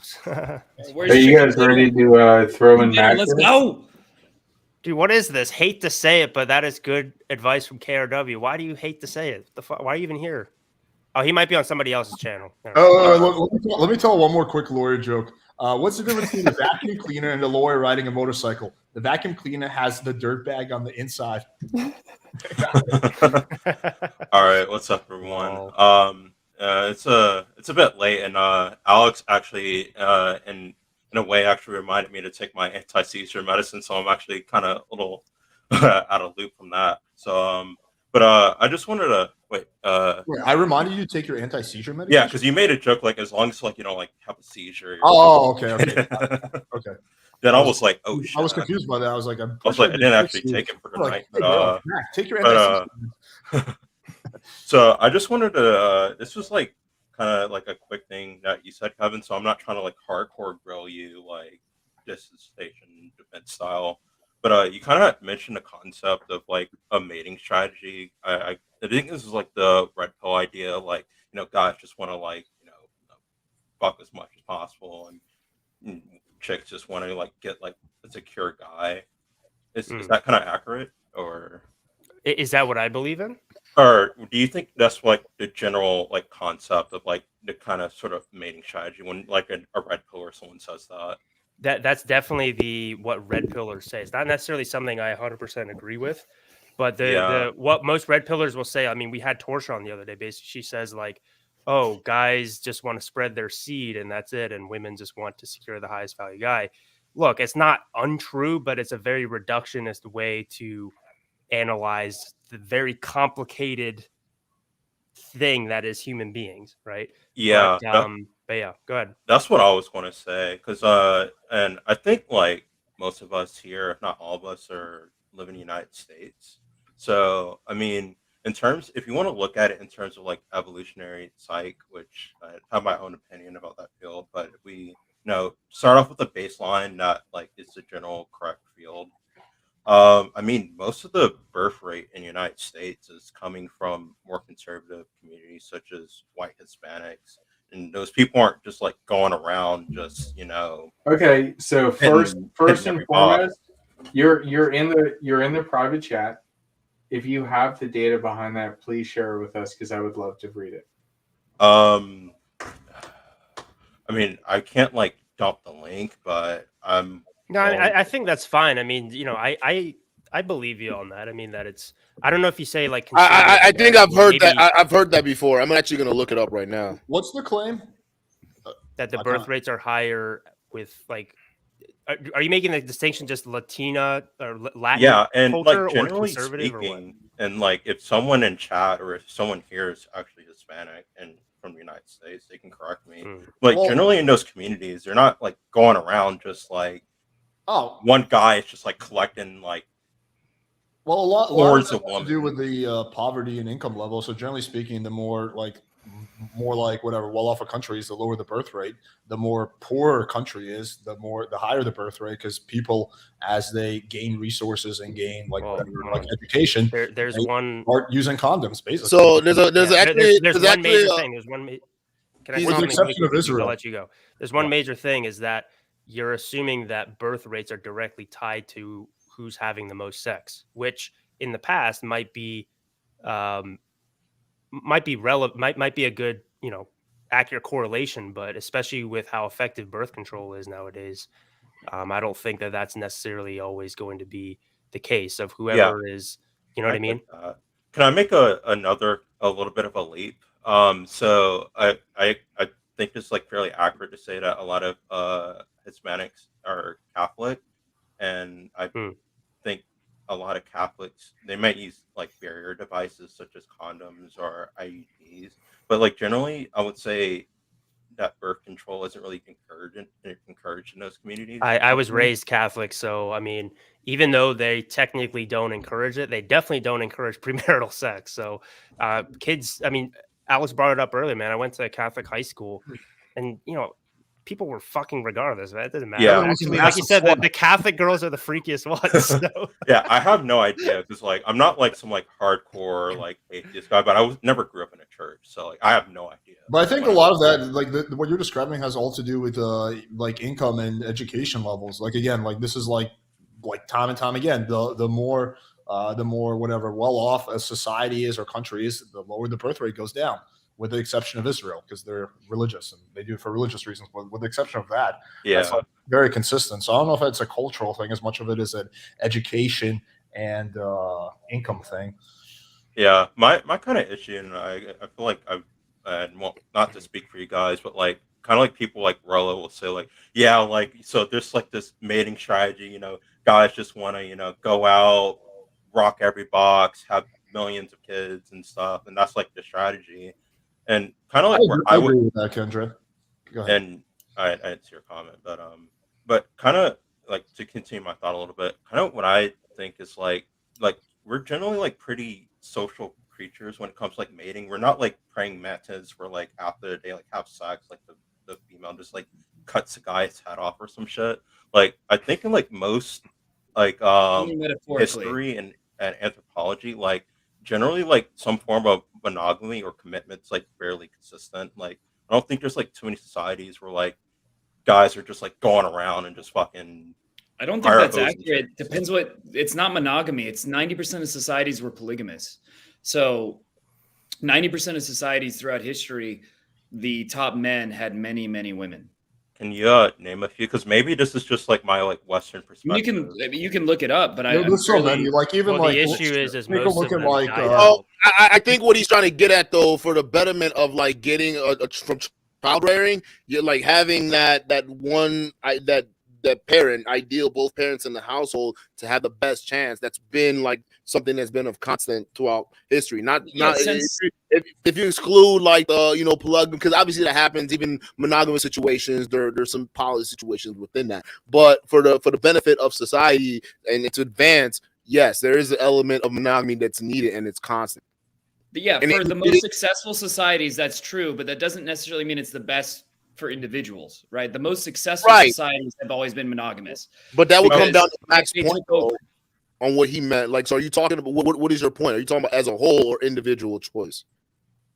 Mac. Is that a question for me or? Yeah, you. What do you so if we're kind of like the guys at the top never play by society's rules though. Like all these societies, like the guys at the very top, they never play by that monogamy rule. Like time and time again, like the kings and that's the whole point though. That's the whole point. But so they're largely like hypocrites because they're like like for example, JFK was banging Marilyn Monroe in the White House. Like I would if I were him. I mean, yeah, I would too. I mean, Kim Jong Un has a whole island full of fucking Korean virgins. Oh shit! Wait, who does? Not that they have real quick, but to answer Duke's kind of question, but because kind of like where like my confusion kind of like disagreement comes up, it's like all that kind of gets framed as like, oh, this is like evolutionary like psych where like the guy just wants to like basically just fire hose chicks with like the seed and stuff, but like kind of like Hayden said, like the most successful societies are kind of not like the strength of like the monogamy like depend. Like for example, there will be like kings and people like that. But like if you're arguing from like evolutionary psych, which is like fairly like Darwin style like selection and evolution. So if you're like with that frame of like, okay, people who have like the less desirable traits or behaviors, those people just get kind of cold. Then isn't like this like red pill idea of like, oh, the male mating strategy is just be a future. Isn't that kind of being selected against if most societies are? I think there's a flaw in that argument if I understand it correctly, because there's a difference in humans are different from every other animal in that our technology is faster than evolution. So when you look at pretty much all of their mammals, they're not monogamous. Very, very few other mammals are. I think there's like 2 that are. So the vast majority are not monogamous. And when you look at society, changes evolution. Society changes the situation faster than evolution does. It's not exactly like natural selection anymore. If that makes Yeah, no, now it's technology, right? And like now it's a whole different thing that's changing our behavior. Natural selection is look at fast food, right? That goes totally against natural selection. We're not all supposed to be obese. Like 45% of the US is obese. That's not how it's supposed to be. But the reason is because we're addicted to sugar. And now that we found a way to cultivate it and have it easily available, now we all become fat. So the same thing with society. Monogamy is not natural, but societies that are monogamous are more successful as societies as a whole, and therefore they propagate more. But it doesn't mean that in a Darwinian level, it's superior. Because if you go to tribes, like tribes that didn't have the same societal evolutions, that advancements, they tend not to be monogamous. Yeah, so I just find it like super interesting, and maybe like I mean he's not here, he won't ever be here to defend his ideas, as we all know what thinks of kind of his critics. But I find it like so interesting that like Rollo like he would base like so much of his ideas is like this is like basically like some version of this is natural or / this is natural evolution. And it's like, well, like, dude, like what we were doing, like, no, Rollo's a clown. Rollo's a clown, and I'm still surprised people are still following this guy. He's a clown. It is what it is. But to go to your point that you had initially, uses big words. Yeah, too many big words. Like, listen, You're like he must be smart. Like, I'm a dumbass, bro. I'm a dumbass. Please explain it so a dumbass can understand it, okay? But if you can't, then I don't know. I can't understand your message. So he's a clown. Let him go simple clown line. But to your question about the conservatives or what do you call it? As in the West as a whole, birth rates are going down, but an individual, conservative or right leaning or whatever beliefs or whatever it is, it is higher amongst those groups. But overall, it is going down. There's like 3 different studies that you can look up that I just found. I'm not going to link it all because I kind of want to end this. Don't want to be. We got to wrap up. This is why. So really quickly, Matt. So really quickly, Mac, like with all the different concerns and stuff that you brought up, that's the reason why. First of all, evolutionary psychology is a very, very new space. I mean, it's been around for a few decades, and that's about it. This psychology in general, it's really tough because it's like the human mind. I mean, you can go into like neuroscientific reasonings, like, okay, well, this is like what the brain is doing here and here. But there's so much that is undiscovered about the mind and human behavior as a whole, which is why evolutionary psychologists or psychologists in general, when they talk about human behavior, they always say, especially if they're actual scientists, they always say women tend to this. What the studies find is this tends to happen. The issue with somebody like Rollo is he speaks in absolutes, right? He says, oh, this is objective fact, this is whatever, because he's not a scientist, right? He's so dumb, dude. Adorable. Like it's just crazy that people like I listened to him, like I couldn't even stand a 5-minute conversation. Like literally he was saying in that whatever stream, it was a 5-minute stream he was having a conversation with somebody, and I'm lost within like a minute. I'm like, what is he trying to get at? Like it's so drawn on and long, like it's like he's trying to make himself sound like something, but the message he's talking about gets lost. I don't know. Praxeology. I'm like my praxeological gynocentric social order. If you look into David Duff's men behaving badly, guys, he sounds more like this. My name's Rollo Tomasi. You got no. I'm pushing 60, even though I look like I'm 80. You haven't read my book. What, guys? I'm gonna show you how to get laid. You obviously haven't read my books. You obviously Kevin, you haven't read his book. Buffoon. You ignorant. You cannot. I think Alex, you did a really good debate. Like I gotta congratulate you, man. But that was good with Donovan Sharp. It really brought out a whole lot. He destroyed Donovan. It was amazing. I'm telling you, man. If you can have that repeat with Rollo, that'd be very interesting. But like, I'm just saying, like ideas. You know what I'm saying? Just talk. If you're talking about your ideas coming from Fresh and Fit, Reddit, and Kevin Samuels, you've lost me, dog. But this is why we have to have these discussions because that's not indicative of the real world. Kevin Samuels, I'm sorry. Fresh and Fit, I'm sorry.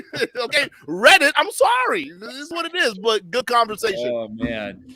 All right, let's wrap here. Mac, I thank you so much for coming on. Yeah, that kind of like sums up like my real question. This was like kind of like half of a vibe check, but like I was just trying to see like because not saying you're necessarily in that like super overdose red pill space, but like a lot of people say like according to like one like preprint of psychology, like I know the male mating strategy is like, I'm like, dude, chill. We don't even know, like, we don't even understand societies from like 200 years ago. Like, I feel like anyone who uses the word male mating strategy probably doesn't really do that much mating and is probably not even a male. Hey, our research where he got his studies from was a university that did his or research from a university that did a study on like 5,000 university students, male and female, and they were asking them questions not even based on like red pill shit. It was on homosexuality, and like they were observing like the women they were observing certain questions and like looking at their facial blushing or how they answered certain things. It was crazy. And now he took that particular study he cited. It was in a forward on his first or third book when he was talking about cite? What? No, It's his own blog. What are you no, talking about? It was a research institute. I forgot what it was, but I can pull it up. It was a research institute where he put it. It was in a forward piece before you get into the first chapter. Because I was reading through all that shit, and when I looked up that study, it was about 5,000 male and female university students, and they were asking them homosexual-based questions and basically observing how they reacted, and they were observing how the female will react to that kind of stimuli and how the male will react to those certain stimuli, and then they came up with certain ideas that Rollo's paired in his books right now on dating dynamics. So just keep that in mind, fellas. Rollo's self-published, so he doesn't need to have any 3 hours. Yeah, I'm starting to get let's tired. But close it out. I want to know what everybody else is doing, what they want to plug, and then you guys are going to see us again in 1 week. Kevin, you want to start? Come back to me later. Sorry, I'm blanking. It's been a Fair while. enough. I'll do my thing at the end. Oh yeah, Fair that's enough. right. So next well, week- I'm coming up with a book. It's called the Ubermensch Mindset. It really just like talks about my entire philosophy. I know I spurg out on Nietzsche all the time, but you know, I want there to be like an actual like text that people can refer to see like, okay, what does this guy actually believe? Because you know, people have rightfully said, in my opinion, they're like, hey, you're always critical of Rollo's books. Why don't you write your own? I'm like, all right, good idea. So now I am. So I'm working on that, and I don't have a exact date that's going to be coming out, but pretty soon. So I'm just going to keep talking about it, hyping it up because it's going to be lit. It's going to be a really good book. So it's beautiful. I'm really excited for it. Thanks, man. I have my second book coming out. This is Dating App Mastery, and it's going to dive deep, not so much on Tinder and those types of things, but more on Hinge and some of the other apps. And I this is like my magnum opus before my magnum opus. So I'm very excited for it. That's about a third of the way done. More things to come. But the most pressing thing right now is, you know, as I mentioned earlier when we were talking about the Tate brothers, I got a course that I'm doing with Sterling Cooper that's going to be coming out next Monday, so 8 days from now. And so it's going to be very, very exciting. We're going to be talking about BDSM, the lifestyle, how to have threesomes, how to do a lot of different things in that space. So it's going to be very exciting. So if you want to learn about that, please hit me up in my DMs. The link is below. So you're collabing with Sterling Cooper. Correct, sir. Hey, Tell that's that guy to stop ghosting. Hey, he's legit. I mean, he's shown that he lays pipe, right? It's on video. He is legit. I got a receipts video for coming sure. out about Mr. Cooper. There's just a video in question that I got some question about. So we go cover that. What, was it like a man-on-man one or something? Nah, it was just him just like filling up on some girl, and I'm just like, this is interesting. Like, what's going on here, dog? Oh, I ain't got no problem with that boy. I just thought it was weird. I like Sterling. We did like multiple collabs together, and then he like completely disappeared on me. I don't really know what happened. Because you're super bizarre. You're an enemy of Rollo. That's why. You're a C-word I have my theories on why. Hey, dude, you heard Donovan Sharp said Myron told him not to talk to you anymore. Yeah, I mean, guys, guys, the number one thing to keep in mind within this manosphere space is try to see who encourages individualism and who encourages tribalism.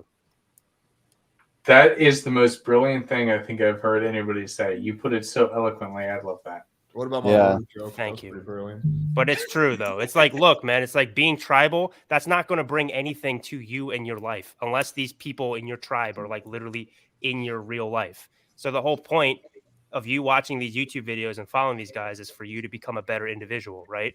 So if these guys are encouraging tribalism through their rhetoric or outright saying it, I mean, Rollo even says, yeah, men should congregate more in tribes. You know, it's like, come on. Think for there yourself. Can be Don't let benefits others to think for you. tribalism, honestly, but you got to be aware of their intentions. So, like, even something like AA, that's very tribal, but it's a good way, right? Or certain fitness things, they can be very. As long as it tribal. doesn't rob you, as long as it doesn't rob you of your individuality, then that's fine. I would say more so that's more of like a coalition or, you know, a think tank or something like that. But if you start to get robbed of your individuality, you start to think similar to what's his name that was on a while ago. Naturally, when he's watching this type of content, he starts to like think certain ways about women, which he didn't before. That's an influence that somebody else had on him, robbing him of his own thoughts, right? And anyway, I actually talk about this stuff in the book that I'm going to be coming out with. So anyway, another subtle plug. Perfect.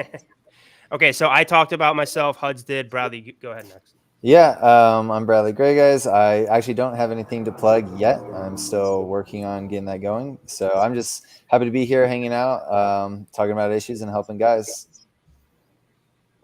I really don't have much to plug either. Just check out my channel coming up on 100K. You know, I only talk about every single stream. So, yeah, hit the subscribe button if you're already not following me. We're going to do a big party once we hit 100K. Hopefully you guys can all make it. It's going to be a good time. If it's in June, I can make it. If it's in June. Yeah, Kevin, let's do it this way. You come meet me, and then we fly down together. All right. Yeah, I'm going to be back in Philly like early June. June 7th. I'm helping my mom move, so I'm going to go back up there to help her move. Yeah, well, whoever. I mean, you guys can color with Rhaegar or whatever. It's just going to be a good time. But yeah, check out the channel. I don't know. We're dropping the 2.0 version of our product. I've been rewriting that. It's been a massive hassle, but almost done. Yeah, that's pretty much all I got. Should I go? All right. Yeah, go ahead. Check out my website for more of my content. Check out my channel. And I just finished a book that I'm going to link it in the chat. You can download it for free. And if you like what I have to say, check it out. It's really good. Go download it. That's what's up. That's what's up. Oh, shit. I've been thinking about getting on ClickFunnels too. You should. Yeah, well, let's talk about it offline for sure. Yeah, for sure. So let's close out with our special guest. What about Duke? I don't think he had a turn, did he? Yeah, let's close out with him. He's our special guest. Hey, I was just saying, shout out to the chat. Shout out to y'all. Shout out to the panel. Appreciate y'all having me here. It was a great discussion.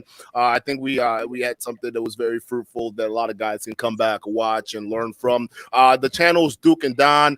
We got a show, Duke Reacts, so we react to stuff that's going on in the manosphere, outside the manosphere, but with an explicit purpose of making sure that you guys understand, you know, the difference between the kind of noises around here in this space. So you guys are making good decisions out there, but overall it's for pure entertainment, fun, and just get a kick out of it. So if you like a good roasting every once in a while, you know, you want with some entertaining content, go ahead and hit the sub button. Appreciate you guys for having me, by the way. Yeah, dude. Thanks for coming on, man. It's great. Always a fun time collabing with you. You bring that super extroverted energy. I love it. My bad, dog. Like I be getting that a lot too. But like, you know, what do you want me to do? What do you mean, my bad? I just said that was a good thing. No one dislikes extroverts. No, it's not. No, it's not that. I'm just saying, like I get that. What you're saying, I get that a lot. Like people say that. Yeah, it's a good thing, man. People want to be entertained on YouTube. Your voice carries, Duke. I'm like, what the fuck you mean my voice carries? Shut the fuck up. After a 3-hour stream, I'm just like, I can't even, like, my brain just turns off and shit. Duke is still like high energy. Duke, you should like make like a video series of like how to like have high energy. I'm being dead serious. It's like really impressive. I don't know how. I'm just like, I don't know. It's like there's certain things. Just be me, bro. No, it's not. I just get like real passionate, but like people think that I'm like riled up and I'm angry and shit. It's like, nah, bro. I'm just like, I'm feeling it. It's just I don't know. It's just the feeling I get where it's just like more energy to go at it. I don't know. It shows that you care and you give a shit, you know. So I do. Well, anyways, this was phenomenal. I love the conversation. I love where it went. I love having people on. I'm sure Alex feels the same way. I'm sure Avery feels the same way. I'm sure Duke feels the same way. I'm sure Bradley feels the same way. And I am sure Kevin feels the same way. So thank you, everybody, for tuning in. Back to our feelings, bro. I'm That's a ready good to super close chat it to out. end on. So So good night, Cool, everybody. guys. All right. Have a good one. Nice, peace. Yeah. later, bros.